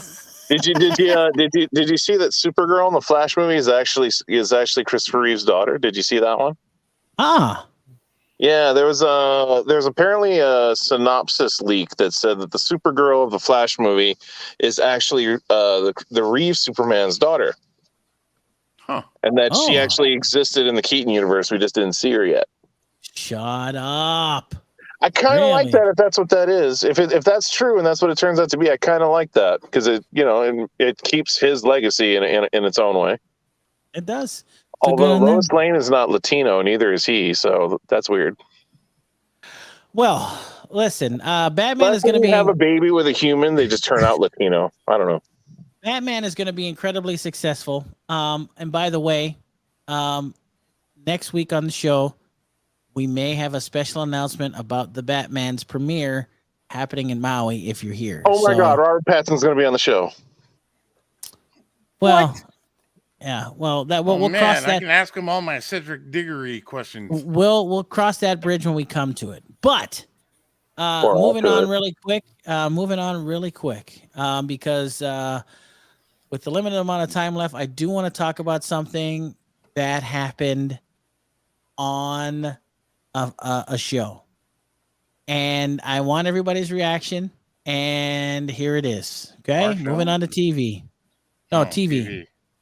We're not on TV. Silly. Yeah, there is The Real Housewives of Orange County. Is that what we're about to talk about? No, we're about to talk about what happened on the latest episode of the Book of Boba Fett. Oh. What was that? Oh God, here we go. I don't want to talk about it because I don't want to make a Phormat upset. Here's the thing. I like Phormat too much to make him mad at me. All right. I can never be mad at you. As we know, the Book of Boba Fett had a huge reveal on the latest episode. Spoiler alert. So you have about 2 seconds to turn away before you know. Phormat, did you see it? Tonight's episode? No. The last week's episode. Oh, yeah. Of course. Okay. As we know, we don't want to spoil tonight's episode, but last week's episode, as most of us know, Luke Skywalker showed up on the Book of Boba Fett. And not only did he show up, he is training someone. And that someone is Madam Web. Boba Fett. happens to be Boba Fett. very small with long pointy ears. And goes by the name of Grogu. I think you're going to say Garfield. With all the craziness that has been Boba Fett's series thus far, there's been more downs than ups. This is the most interesting portion of the Book of Boba Fett, and it's sad to say that the most interesting thing about the Book of Boba Fett is Luke Skywalker and not Boba Fett. That's sad. But with that being said, there was at the very end of that show Luke gives Grogu a very interesting choice, and that is he can go back with the Mandalorian and the armor. Oh, you're really spoiling the episode. Look at you. Or, yes, I am. Or he gets Yoda's lightsaber and trains as a Jedi with Luke Skywalker. Make any sense. Now, here's what happens though. Like the kid can barely walk around without Luke lifting him up, and he's just like, you know what? Let me give this kid a sword. Let's say, but the implications are what's important, and this is where I think Dave Filoni and Jon Favreau are screwing with us. It's pronounced felony. Okay, Filoni. Felony. The choice is this: either Grogu goes back with the Mandalorian, where most people think he should be, or he chooses the road of going down the road of being a Jedi. Now, if he chooses Mandalorian, not so much a big deal. But if he chooses being a Jedi, it does throw a wrench into the sequel trilogy, basically retconning that entire trilogy, the sequel trilogy. How so? Because as we all know, as it was stated in The Last Jedi, Luke's very first student was his nephew, Ben Solo. Okay, but it's, I mean, even in the original films, Obi-Wan lied about who trained him. Now, that's what I understand that. Now, you could just chalk that up to them just, withholding information for the sake of all I'm saying is that what we know so far, if Grogu picks the lightsaber, he is retconning the entire sequel trilogy, which is, to be fair, what a lot of people want. But I will say this. I think that it's impossible to retcon an entire trilogy in one fell swoop and end it, because that would make it would make your story become it makes no sense. It makes no sense to get rid of. You have to sleep in the bed that you made. And sleeping in the bed that you made means that even though people do not like that, and there's a lot of people that do, a lot more people that don't, I think retconning that sequel trilogy is a fool's errand. So I personally think that he's going to choose the Mandalorian, but if he picks up that lightsaber, holy crap. And that's a big deal. And I think that it's crazy that the Book of Boba Fett has this crazy arc with Grogu and Skywalker, and they've relegated Boba Fett to a secondary character on his own show, which is nuts to me. I think you're making it a bigger deal than it actually is in the show, though. You think so? Well, first of all, let's say he does pick the lightsaber. This is so far down the road from where the next trilogy picks up from. There's a lot of story you could fill in that you never need to necessarily address. It's a good point. It's a good point. And again, like, you can just chalk it up to them withholding information or lying in some cases. You know what I'm saying? Yeah, no, it's it's not the first time Jedis have done it for the sake of this kind of thing. And the other thing of it is just like, you're acting as though Grogu is not going to grab the Mandalorian's shirt. No, and that's what I think he is going to go back with the Mandalorian. There's no way Mandalorian season 3 happens without Grogu in it. There's just no way. And that's what Richard in the chat says Disney is not going to let Mando go through season 3 without Grogu. That's exactly what he said. They might do the first half of it without Grogu, just so you can get kind of used to the idea. But there's no way he's not going to be in it. It's too much of a cash cow. So is Grogu a bounty hunter then? Is that what we're saying? Is Grogu going to be a bounty hunter? Okay, now you're being ridiculous. Of course not. Okay. Asking. Of course not. Okay, so with that, I do think the way that Luke brought that to Grogu though was like so guilt trippy. I loved it. He's literally like, all right, so if you stay, you get the cool lightsaber that my master had. Look at this. Like, he's literally waving around like, check out how cool this thing is. That's right. Or by the way, you can take this really lame shirt your dad just brought you. But if you take that, you're gonna have to go back to him if you take his lame ass crap shirt he got you. Like, it literally looked like something that somebody would wear to like a gay club, but hey, whatever. If you want to take that, go ahead. But you're going back to him if you do. That's right. And if you take that shirt, guess what? No cool lighty sword for you. So that's literally how he does it. He's like waving around, look how cool this thing is. You see this?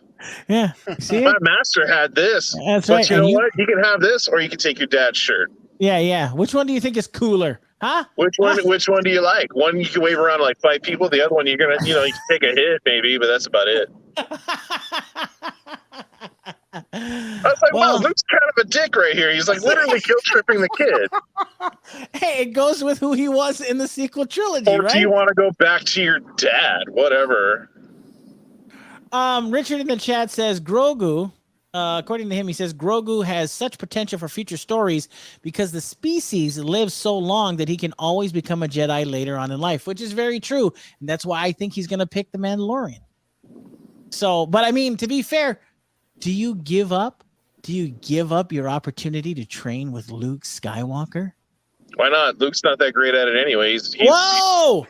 The only reason he's a Jedi is because no one else is around to tell him he's not. All right, I think I found the name for the podcast. Glow stick or gay shirt? That's it. That's it, Joel. Honestly, like the only reason Luke is a Jedi is because no one else is there to tell him he's not. That's the only reason he's a Jedi. First of all, he's not a Jedi the way Qui-Gon Jinn was a Jedi. He's not a Jedi in the way that even Obi-Wan Kenobi was. He's just a Jedi because he's the only one that's as good as he is. Stop crapping on the legacy of fair, Skywalker. His dad said he was a Jedi now. Yeah. Good. Technically, like, hey, you finished the training. But it's by default. There's no one else around. No, but that's not fair because his name has been bandied about and stepped on. I'm not saying he's not special, but I am saying the only thing that makes him a master Jedi at this point in his life, because he is literally the only one as good as he is. There's been better Jedis than him. He's just the only one store. Hell, Ahsoka Tano is probably better than him. She just doesn't want anything to do with it. How dare you? She was around back when his dad was still doing it. Yeah. She can probably take him in a fight easily, but she's just not interested in being a teacher. You're bringing up fair points, but can we just say that's what I'm here for? Can we just say that if Grogu picked, hey, see, and I kicked him out, and because he tried to make good points, I kicked him out of the podcast. I kicked him out. Oh man, that's messed up. I didn't kick him out. Richard in the chat says the fans think Luke is great, and maybe in universe the New Republic might think so too. But Grogu don't know anything about him. That's very true as well. Yeah, it's very true as well. But I will say this: I think that it is incredible that choice was even remotely hinted at in this series. So, and you know what sucks? And this is, I guess, this is my biggest problem with it is that what sucks about that is that now. When I'm watching Boba Fett tonight, not because of Boba Fett, or I'm not tonight, but I'm not the new episode. I'm watching the new episode, and I'm watching it because of the decision, not because of Boba Fett. Which once again, I don't think is right. You know what I mean? I don't know. He feels like such a, I don't know. Maybe this is who he's been all along. Maybe Boba Fett isn't the badass we thought he was. Dude, he's never been a badass. That's Have you seen all the stuff he's in? I know. That's what I'm saying. He's such a falling screw up. or tripping over something. Yeah. He's just kind of a screw up. Yeah, that's what I mean. So maybe he's not. It makes sense that he would want to get out of it. Rod in the chat says, how can Grogu put on the chainmail? His head is too big. He's got big pointy ears. That's a good point. I think it clips, like it drapes over him like an apron. And then clips in the back. Got it. Well, it's going to be interesting. The next episode of the Book of Boba Fett on Disney Plus is going to be quite telling, and we'll talk about that next week. But the Book of Boba Fett, like I said, a lot more downs than ups in the series. But this has probably been the most compelling the series has been. Man. So. I think a lot of people are just poo-pooing on it just to do it. You think so? I just think I am stoked. I am really enjoying the series. Other than the modders, I hate the modders. And the fact that the Power Rangers Tatooine is so clean. I'm really enjoying the series. I think it's great. Of course. You gotta remember, a den of scum and villainy always keeps a tidy house. That's Mos Eisley, sir. Oh, that's Mos Eisley. All right, fair enough. We're talking about Mos Espa. Okay, fair enough. So, but they're all isn't the universe? Isn't the universe, the Star Wars universe full of scum and villainy? Of course it is. So, Richard in the chat says how that relates to dirt. I'm hoping for at least an hour and a half season finale so Boba can do something cool, which we'll see. Well, we know that apparently. Spoiler: Han may show up this episode. Maybe Boba will finally say something to Han, and maybe he'll say, "Han, I love you," and he'll say, "I know," and then that'll be.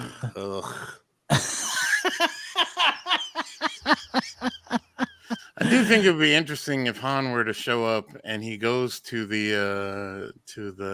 Luke's planet and is like, "Hey, I want to show you these dice I got. They're hanging on my Falcon, on the Falcon rearview mirror." Oh, that's hilarious! It's freaking hilarious. Well, anyway, I don't know if I ever told you the story of how I got them, but the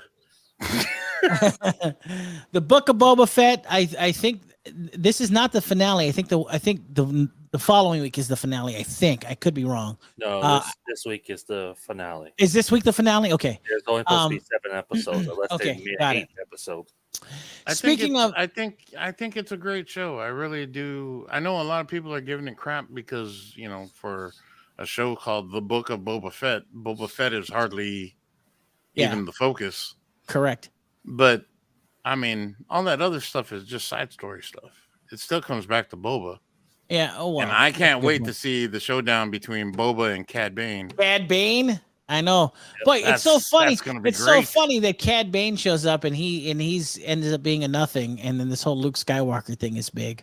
It's crazy. Nothing now. I mean, he took out Cobb Vanth and the deputy all in one go. Well, yeah, and the deputy. Well, we got one more episode to find out what's going on. So I'm curious how, because this essentially they're going to retcon the way Mandalorian armor works. Yeah. Oh, yeah. Well, yeah, it's a good point. Because Cad is the reason for the dent, for the iconic dent in Boba's helmet. See how that pans out. It's going to be kind of nuts. Since Beskar is blaster proof, how does a blaster leave a dent? We'll never know. Oh, we'll know. Anyway, I just think it's interesting that Cad apparently is the only person to ever aim at the head. I don't know. He's the best bounty hunter in the galaxy, man. That's true. Well, I mean, during the Clone Wars, Cad Bane is essentially what everybody thinks of Boba now. Yeah, it's going to be interesting because not only are we getting a finale of the Book of Boba Fett, we have 2 more episodes of the Peacemaker. If you guys have been watching Peacemaker lately, I've been watching Peacemaker. I'm caught up. This week is episode 7. It's actually getting pretty good, to be honest. So I'm kind of excited for that as well. And on a bit of sad news, I don't know if it's sad, but disappointing. Remember we were talking about Halo earlier? Well, you know that new Halo TV series coming to Paramount Plus? Apparently, it has really nothing to do with Halo. It has nothing to do with Master Chief. Yeah, it's non-canonical. Yeah, it has nothing to do with it's. I don't know why they're doing this. I don't get it. I don't know what the frick they're thinking about. Apparently, it revolves around a young Asian girl and how she's going to save the life of Master Chief, and that's how he gets involved in it. And it just, I don't know, man. I am so miffed. And so now there's no relationship with Cortana, no relationship with Master Chief. He's going to be on the periphery of the Halo universe, I guess. So we're not going to get him, which kind of sucks. So I don't know, and I'm really disappointed. Not getting Master Chief in a Halo series is dumb, and I don't understand it. That's the reason we want Halo is for Master Chief. It's his story, you know. So I guess they don't think his story is interesting because he's so powerful. Maybe, I don't know. So we'll see. I'm really bummed out about it, but we'll see in the next couple weeks, I guess. It's going to be, when is it? When's the release date for that? Golly, I know it's sometime this month, isn't it? Oh, March 24th. No, next month. March 24th debut on Paramount Plus. So we'll see. I'm either gonna love this show or I'm gonna hate it. So man. For them to do that, essentially they say the Halo universe has an ever expanding canon, but we're now learning that the upcoming Halo TV series coming to Paramount Plus won't be part of the current canon.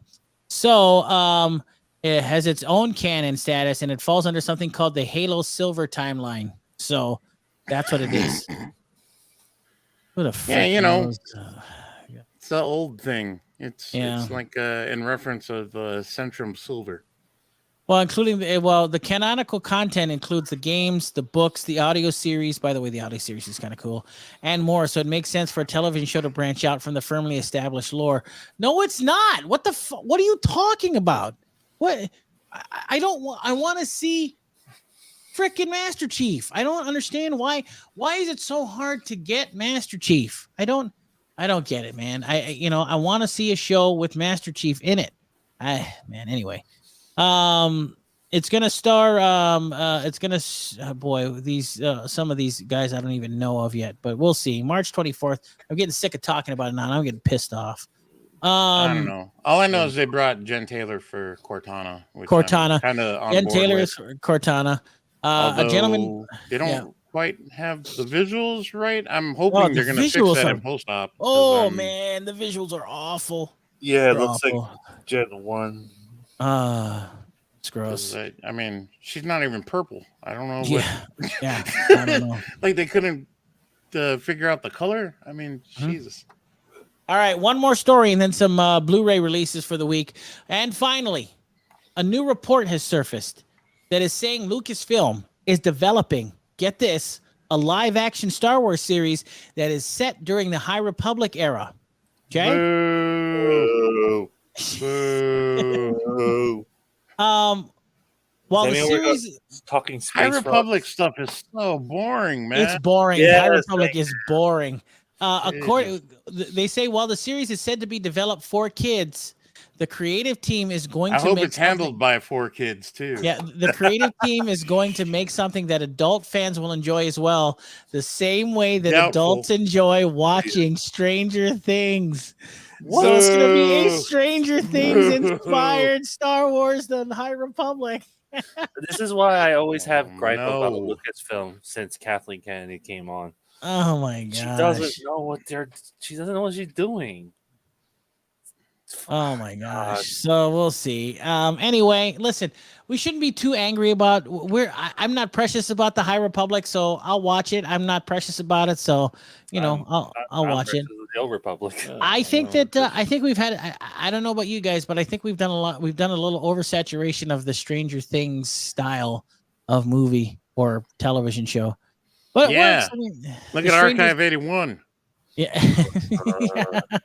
yeah, kind of sort of. But that's not really Stranger Things. I mean, as far as didn't have that Stranger Things-esque.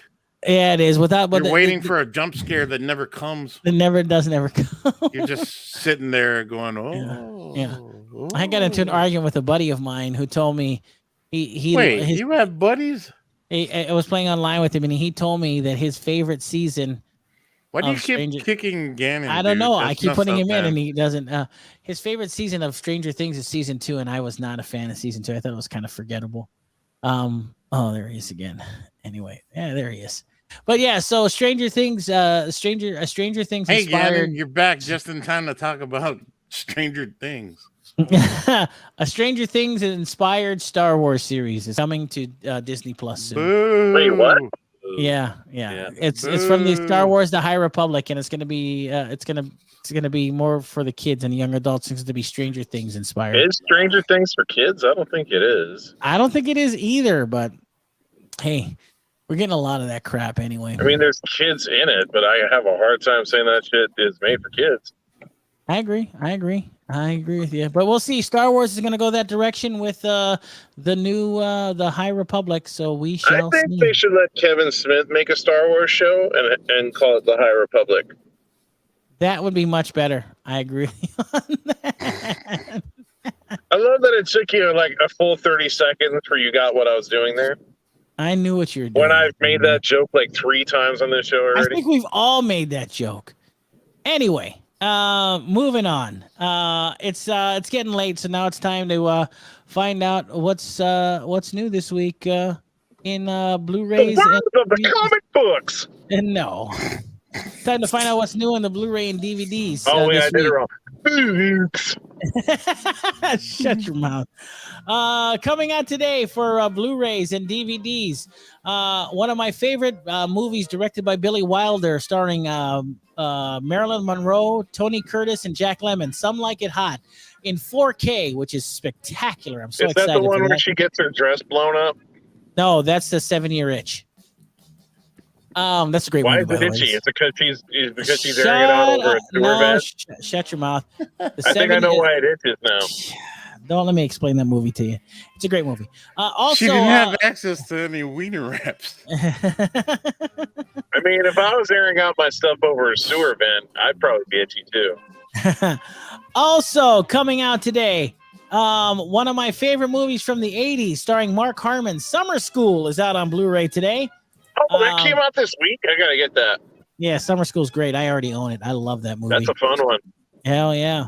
Also, another one of my favorite films from back in the day that no one remembers. It stars Goldie Hawn and Chevy Chase, It is a fantastic movie. If you can find the Blu-ray, pick it up. Foul Play is on Blu-ray today. That's their porn movie. I love Foul Play. It's the one. It stars Chevy Chase, Goldie Hawn, Dudley Moore is in it. It is very funny, very good movie. You know what else comes out this week, or at least I think comes out this week. Mm-hmm. It's an X-rated movie though. Oh, good Lord! It's got Tony Danza and Danny DeVito, and it involves a bunch of monkeys. It's called Going Ape. I remember that movie, Going Ape with Tony Danza. I remember that movie. That movie's awful. Yeah, it's X-rated. No, it's not X-rated. They bang the monkeys, yo. Shut up. Also on Blu-ray, 4K Blu-ray today, the 4K trilogy of Spider-Man, the original Spider-Man with Tobey Maguire. Also on 4K Blu-ray now today. The official start of the Marvel Cinematic Universe. Cinematic Universe, that is correct. Now it's officially the start. That's correct. At least until Doctor Strange comes out and Wesley Snipes is in it. And retcons everything, and it's gonna be Wesley Snipes as Blade. Wouldn't that be nuts if Doctor Strange 2 does pull Wesley Snipes' Blade in it, and then that becomes the first Marvel Cinematic Universe movie now? That would be nuts. I'd love. Or if they go one step further and have Red Brown show up. Oh wow! As the Captain America? Oh my god! That's the 70s with the motorcycle helmet. Only it comes out looking a lot cooler, you know. True. It's still a motorcycle helmet, but it's like what a motorcycle helmet looks like now. With like the A on the top and the ears painted on the sides. It's pretty sweet. I like it. Is he alive? I don't think Red Brown is. By the way, the guy who directed that Captain America film with Red Brown, same man who directed Cyborg, Albert Pion. Steven Spielberg. No, shut up. You're talking about the 90s movie. Red Brown is from the 70s, man. Albert Pion did the 90s Captain America. Oh, that's right. He did the 90s Captain America. You're right. Who was that guy? Yeah. The Captain America was like a made-for-TV movie. Yeah, that's the one. That was like actually before our generation. Yeah, it was. Also on 4K Blu-ray today is Encanto, the new Disney movie. Here, hold on. You're pronouncing that incorrectly. So what is it? Encanto. It's not Italian. It's Spanish, I believe. The people apparently are obsessed with the song. There's something about Bruno. Don't know what that is. We don't talk about Bruno. Oh, we don't talk about Bruno. The Sacha Baron Cohen movie? No. Yes, we don't talk about that movie either. We really, really should. Hey, wait, you didn't ask me for my review of Jackass Forever yet. I forgot you watched that. Let me finish this and we'll get to that. Okay. All right. I'll finish this really quick. On 4K Blu-ray today or on Tuesday, Resident Evil: Welcome to Raccoon City is out. Nice. Also, King Richard starring Will Smith about Venus and Serena Williams. Also on 4K, Catwoman Hunted is out today or out this Tuesday. I heard she gets down with the ladies in that one. Yeah, that's what I heard too. I want to check it out. Last but certainly not least on my list of cool flicks to check out. If you've never seen it before, it's from 1987. You should check it out because it's a pretty cool flick. Surf Nazis Must Die is coming out, and that is coming out from Troma Retro. I feel like that movie is more popular because of the cover art than people that have actually seen it. You know what I mean? That was one of those. That was one of those VHSs that you saw all the time. I used to watch that movie when HBO was a new thing, and I used to be on it late night, and I used to wake up in the middle of the night to watch a movie. It was Surf Nazis Must Die. I'll never forget that. Oh, man, Greg, tell us what horse-drawn carriages were like, too. Shut your mouth. Anyway, that's your Blu-ray releases for this week. Make sure you pick one up. I'm sure that you'll have a good time with it. Just a couple of game releases since we're doing releases. Yes. Sifu releases, I believe. Sifu releases tomorrow, I think. Tomorrow, right? Yeah. And I don't know if anybody has seen any of that stuff, but that game looks fairly punishing. Essentially, you're a kung fu master who, if you get beat up in a fight, you grow old and have to do it again. Right. So essentially, Sifu looks interesting. There's five stages. And they say that it's even though it's a short game, it can last a very long time. And you're right. What happens is when you die, you do get older, but with wisdom comes strength, because even though you're weak, you're much stronger. It's an interesting concept because you've learned, and it looks really cool. So I don't know. I don't know if I'm down for punishing games. I'm going to punish myself I've already pre-ordered Elden Ring, so I'm already going to punish myself with that. What does any of that have to do with fish? No, What? Seafood. Seafood. My bad. That's what I thought you guys have been talking about this whole time. Such an idiot. Yeah, Seafood looks pretty cool. That comes out on Tuesday. By the way, last week or this past week, Dying Light 2 came out as well. I don't know if you had that on your list. That's pretty great. Format.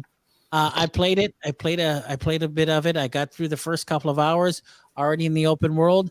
It is. I'm playing the original game and this one at the same time just to see the differences. This one's a much better. The parkour in this is much better. It's a little more free flowing, a little more fun to do. Not as frustrating as the original Dying Light's parkour. I didn't like it so much in that one. But this Dying Light 2 is pretty good so far. Lots of bugs. I haven't experienced any bugs, but there's been quite a few bugs that has been reported for Dying Light 2. I'm sure that they're gonna have to fix it. They said they're going to support this game, or the developer said they're going to support Dying Light 2 for the next 5 years. So that's great news. So that's kind of cool. So we'll see that. So Dying Light 2 is out already, and you can check that out too. Yep. Anything else on that list? Lost Ark. In the MMO space, Lost Ark is getting a lot of buzz to be the next big thing. I don't know entirely if that's true or not, but we'll see. That one gets released, I think, tomorrow as well. Yeah, it comes out at 7. I'm actually getting ready for play it tomorrow. Ooh, okay. Nice. It's just gonna be one of those. It's gonna be is it gonna be like the one from Amazon, the Lost World thing? Well, it's both Amazon or Steam, so I'm gonna be on Steam to try it out. I don't know. Yeah, kind of crazy. Anyway, listen, guys. I'm gonna play more of Dying Light 2. Not this week, but the following week is Forbidden West, Horizon Zero Dawn Forbidden West on PlayStation 5 exclusively. Mm-hmm. I'm going to get into that. We'll talk about that next week because it comes out the following week. But Gannon, before we take off, I want to talk about it. Jackass Forever.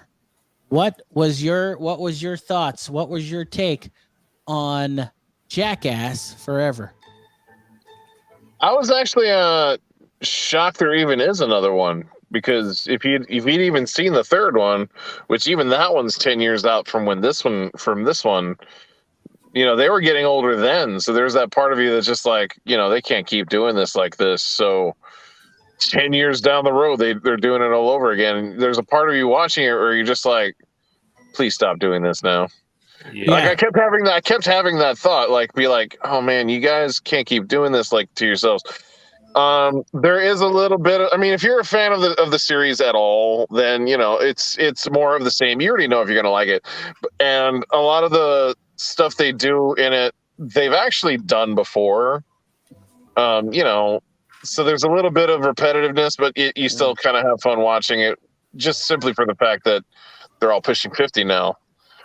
So there's that morbid curiosity, like, can they still handle doing this stuff at this age? They do bring in some new people, because Bam's not in it, although he kind of is. And Ryan Dunn passed away between 3 and 4, so they did bring in some new people. So there's a little bit of, you'll kind of feel, if you're a fan of it, you'll probably have some apprehensiveness towards seeing new faces there that you never heard of before. But they're totally game for the stuff that they have them do. And, the older guys still do exactly what you expect them to do. So it's not like they handed it off to the newer guys to get hurt while the other guys hang out and watch and laugh. But yeah, it's a lot of fun. I don't predict they're going to do another one. I do think that I cannot imagine they would do another one after this one. Well, I heard Jackass was like the #1 movie of the weekend, wasn't it?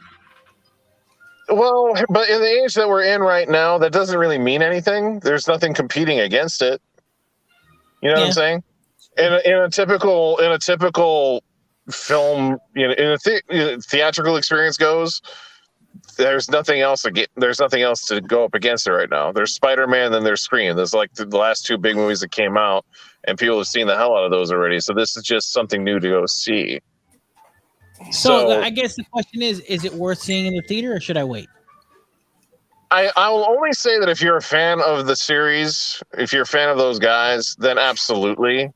If you really don't care for that kind of stuff, then don't bother, because it's a little bit of the more of the same thing. So you just have to decide if you like that or not. Although PETA getting mad at them about animal abuse all of a sudden is hilarious and adorable. Yeah. Well, they've been screaming animal abuse for how many years? No, they've never gone after Jackass for animal abuse until now, and they've been doing this for 20 straight years. Yeah, and that's why I thought it was a little odd, because they're not doing anything they haven't done before, and they're actually the ones getting hurt. That's the weird thing about it. Like, they're the ones that are actually getting hurt. Yeah, they're got a scorpion, they're making it sting somebody in the face, but the scorpion's not getting hurt to do it. Yeah, maybe the scorpion doesn't want to do it, but the person's getting hurt, not the scorpion. First of all, how do you know the scorpion doesn't want to do it, Gannon? Well, it definitely can't say it consents, but it definitely can't say it's not consenting either. Bingo. See? But when you see a bull just annihilate Johnny Knoxville, and they're saying it's like, oh, that's animal abuse, I'm just like, I don't know if you know which person got hurt in that scenario. Yeah. Because you know what? When they do that at a rodeo show, it's the same thing. So go after the rodeo show, if anything. Don't go after Jackass for it. All right. So Jackass forever. In the pantheon of I own all three films, even though I'm not a fan of Jackass. Then why do you own them? I don't know. I own them. You stole them, didn't you? No. Most likely. No, my question is that Greg, you see lots of male penis as opposed to female penis. Is it a good wrap up of the Jackass guys? Is it a good kind of like, did they say their alohas and goodbyes and things like that? It's weird. When they did the third one, there's definitely that feeling of it, because they do a lot of that retrospective stuff in the credits, like where they've come and how far they've gone, and looking back and all that kind of stuff. The third one kind of felt like that was going to be the send off. So this fourth one kind of feels like they wanted to see if they had one more in them. But again, they don't really finish this movie in any kind of way that makes you feel like this is the last one. Oh, but again, because of how old these guys are, I cannot see them doing it again. Did you laugh? Yeah. I mean, how do you not? All right. How do you not laugh at a bunch of guys, just hitting each other in the dick for 2 hours? That's your kind of humor. How do you not laugh at that? You gotta be a pretty boring individual to watch that kind of a thing and be like, this is terrible. This is disgusting. People shouldn't behave like this. Of course they should behave like that. That's the fun of it. All right. Yeah, people are being prudes. If it's not for you, it's not for you, and that's fine. But at the same time, it's just like, it's actually a little bit funnier, because I'm just like, these guys are like 50 and still doing this. Well, I tell you what. They don't. What I will say is they don't push the envelope any further than they've done in the past. Okay. Because they do stuff in the third one where you're just like, whoa, they're really like leaving it all on the field. This one just kind of feels like they're revisiting the field. They don't really push things. Like, the most daring thing they do is they strap a guy down to a chair. Like you see in the trailer, where they pour honey and salmon all over him, then they let a bear in, and then they let a bear in there with him. That was nuts. I saw that trailer, and that got me interested, to be fair. But if you watch it, it's really not that hairy. It's really not that bad. I'm sure it was terrifying for the guy in the moment, and there's even a moment where the bear looks like it's about to bite his hand. But it's really not that bad when you watch what actually happens in the movie. But, it's just the idea of it's more terrifying than what actually happens. If I told you out loud that scene, you'd be like, oh my God, what the hell happens? It turns out not much. Right. Wow. Well, the bear just basically nibbles at whatever the hell they poured on him, and then like the bear wrangler runs in before the bear does anything else. Wow. Well, I'll probably wait till it comes out on. Excuse me. Till it comes out on Blu-ray or. Here's what will be fun for Blu-ray. What? Here's what will be fun for Blu-ray: hunting around for Bam Margera in the scenes, because he was cut out of the movie. I don't know if you know about that. Oh no, I heard he was cut out of the movie, but apparently he still you could still see him because there's a couple of things here and there that they shot where he was involved that they couldn't take him out of completely, so they just don't shoot. They probably pulled whatever close-ups they had of him, but you can see him in the backgrounds of shots, so he's still in the movie in a couple of places. So I guess the question is that were the rumors that he was kind of ornery on set or something, and that's why they kind of he has dependency problems. He's been on drugs. He's been really terrible with alcohol, and that's really what happened. Like those guys are a lot. I mean, they're all past that stuff already. The rest of them, they're not. They're all older men now, so they're not partying and probably doing drugs and drinking all the time like they did back in the day. They're all responsible guys now, so. He's the one that kind of didn't grow out of that. So he is apparently showing up to set, just being belligerent. And the condition for him to be involved, they've talked about this on a podcast, I think. Like part of the condition was that he was going to have to check in and do a sobriety test every day before they shot. And he was going to have to, just so they could insure him.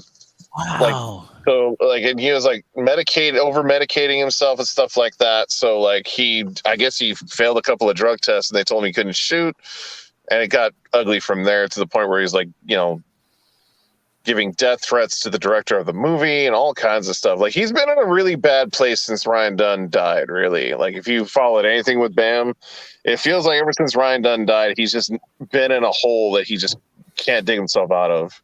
Wow. Well, that's sad. He's just in a really bad depression and just can't seem to get himself out of it.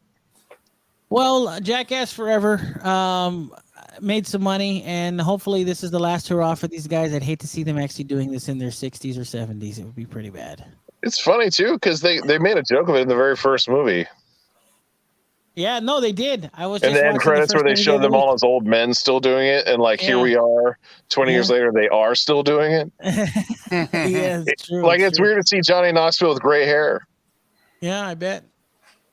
You see maybe a couple of scenes where he's got black hair. The rest of the movie, he's got gray hair. You're just like, wow, he did get old. Oh, crazy. They still look the same. They still look as young as they always have, but you're just like, no, they're definitely 20 years older now. Well, people, check it out. Jackass Forever in theaters now as we speak. See with your eyeballs and ear holes. That's right. Eyeballs and ear holes, ladies and gentlemen. Eyeballs and ear holes. Can that be the name of the pod? Yeah, no, the name of the pod is Gay Shirt or Glow Stick or Glow Stick or Gay Shirt. I don't want any responsibility for that title, though. Why? That's cute. I might get canceled for that. Do you really think you get canceled for Glow Stick or Gay Shirt? When I say gay club, I'm not saying it in a demeaning way, and I don't want people to misconstrue that. Okay.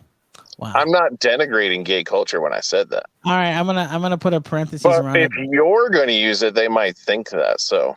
Oh, okay. Is that what it is? Nice. My words in your mouth sound terrible. Yeah, it does kind of sound bad. All right, fair enough. I believe that people know I'm joking. I don't think they. I'm pretty sure they don't think you are. Wow, guy. Well, we'll think of something. There was one in the beginning, and there's one in. I think Glow Stick or Gay Shirt is pretty cute. So we'll see. We have one. We remember before we bounce. Those of you who have access to Steam, I would recommend checking out a little indie game. If you say Valheim again, I'm gonna have to kill you. No, it's it's Valheim. No, it's a Vampire Hunter or Vampire Survivor. It's a little $3 indie title. It's amazing. All right, Vampire Survivor. Yes, I'll go check that out. It's really good. Cool, I'll check that out. Really good. A lot of people will probably mock it for what it looks like, but once you're playing it, it's good. It's a solid game. There's $3. $3. That's a deal. $3. Yeah. Vampire Survivor. What a deal. As far as games I'm playing, there are Valheim. Valheim is there, but I've also branched back into Monster Hunter Rise. Really digging Monster Hunter Rise and all the quality of life stuff that they've added since World and Iceborne. And Yu-Gi-Oh! Master Duel. That thing is awesome. Master Duel is great. Oh yeah. Oh, Vampire Survivors is a bullet hell game? Yeah. It is, but you're the bullet hell. All right. That's crazy. That looks fun. I'm actually going to pick this out right now. Yeah, Vampire Survivors, dope. So, what deck are you building on Master Duel? I don't really have anything right now. I'm just playing through the solo campaign stuff. I did 2 rank matches, primarily because I had the pass, the Game Pass, and so I didn't realize the Game Pass didn't apply to any of the solo stuff. So you actually have to play ranked in order to get the Game Pass stuff, bonuses through that. Crazy. But it's fun. It's a lot of fun. Can't believe Yu-Gi-Oh! Is still a thing. It is, and I didn't think I would enjoy it that much playing it. Wow. Yeah, but you've always been a fan of the Yu-Gi-Oh! Stuff. Yeah. I was only a fan of the anime. Yeah, until it got crazy. Wow. All right, gentlemen. Well, listen, it's getting late. We will reconvene next week on the show. Yeah. It's only 10 o'clock. Yeah, it's getting late. I gotta 2.5 hours. I gotta go sleep. I'm tired. Anyway, Boo. we'll reconvene next week. You're such a high Republic guy. That's what it is. I've been smoking too much. Smoking what? Just kidding. We're out of time. We'll reconvene next week. We'll find out what Grogu's decision will be next week on the show, which will be a lot of fun. Can't wait. Can't wait to see what he picks. Like we don't know already. He force pushes Luke off a cliff and then takes them both. Takes them both, which would be pretty awesome. Yeah, we'll see. But anyway, until I don't next. understand how that lightsaber is still around. I'm pretty sure someone. I'm pretty sure the Empire destroyed it. Well, hey, listen. So. With Luke Skywalker, I'm all pretty things are sure. possible. So we shall see. Oh man, freaking funny. That Senate, yeah, he lost in that Senate chamber, didn't he? Yeah, Palpatine hit him with lightning. He dropped the lightsaber, but after that, like they gathered up like all the lightsabers and like destroyed them. I know exactly what it is, Phormat. Follow me on this, okay? Okay. It's a story for another time. Oh. Wow, you went there. All right. I did the Maz Kanata thing, yo. Yeah, you did. Story for another time. It's a story for another time that does not get paid off. The same thing. Yeah. Like I want to punch J.J. Abrams in the face for that one. Like that's a story for another time, and then they don't tell that story. Yeah. That's the entire sequel trilogy right there. He must have been like, "Nah." Let me know when you go and punch him in the face. Yeah, I'm gonna punch him right in his face. I'm gonna punch those glasses off his stupid ass head. Whoa! Whoa, guy. Whoa, guy. Whoa. Nice. I like that. All right. We're out of time, ladies and gentlemen. Have a wonderful week. We'll see you back here. You know what he's gonna say? You know what he's gonna say too? He's gonna be like, "Hey, why'd you punch me?" I'll be like, "Oh, that's a story for another time." Stupid idiot. We're out of time. So for Cobra Kai, for Gannon, and for Phormat, I am G Money. Until next week, peace out. Much love, and most assuredly, always stay nerdy. We'll see you back here on the Nerd Watch next week. Until then, aloha.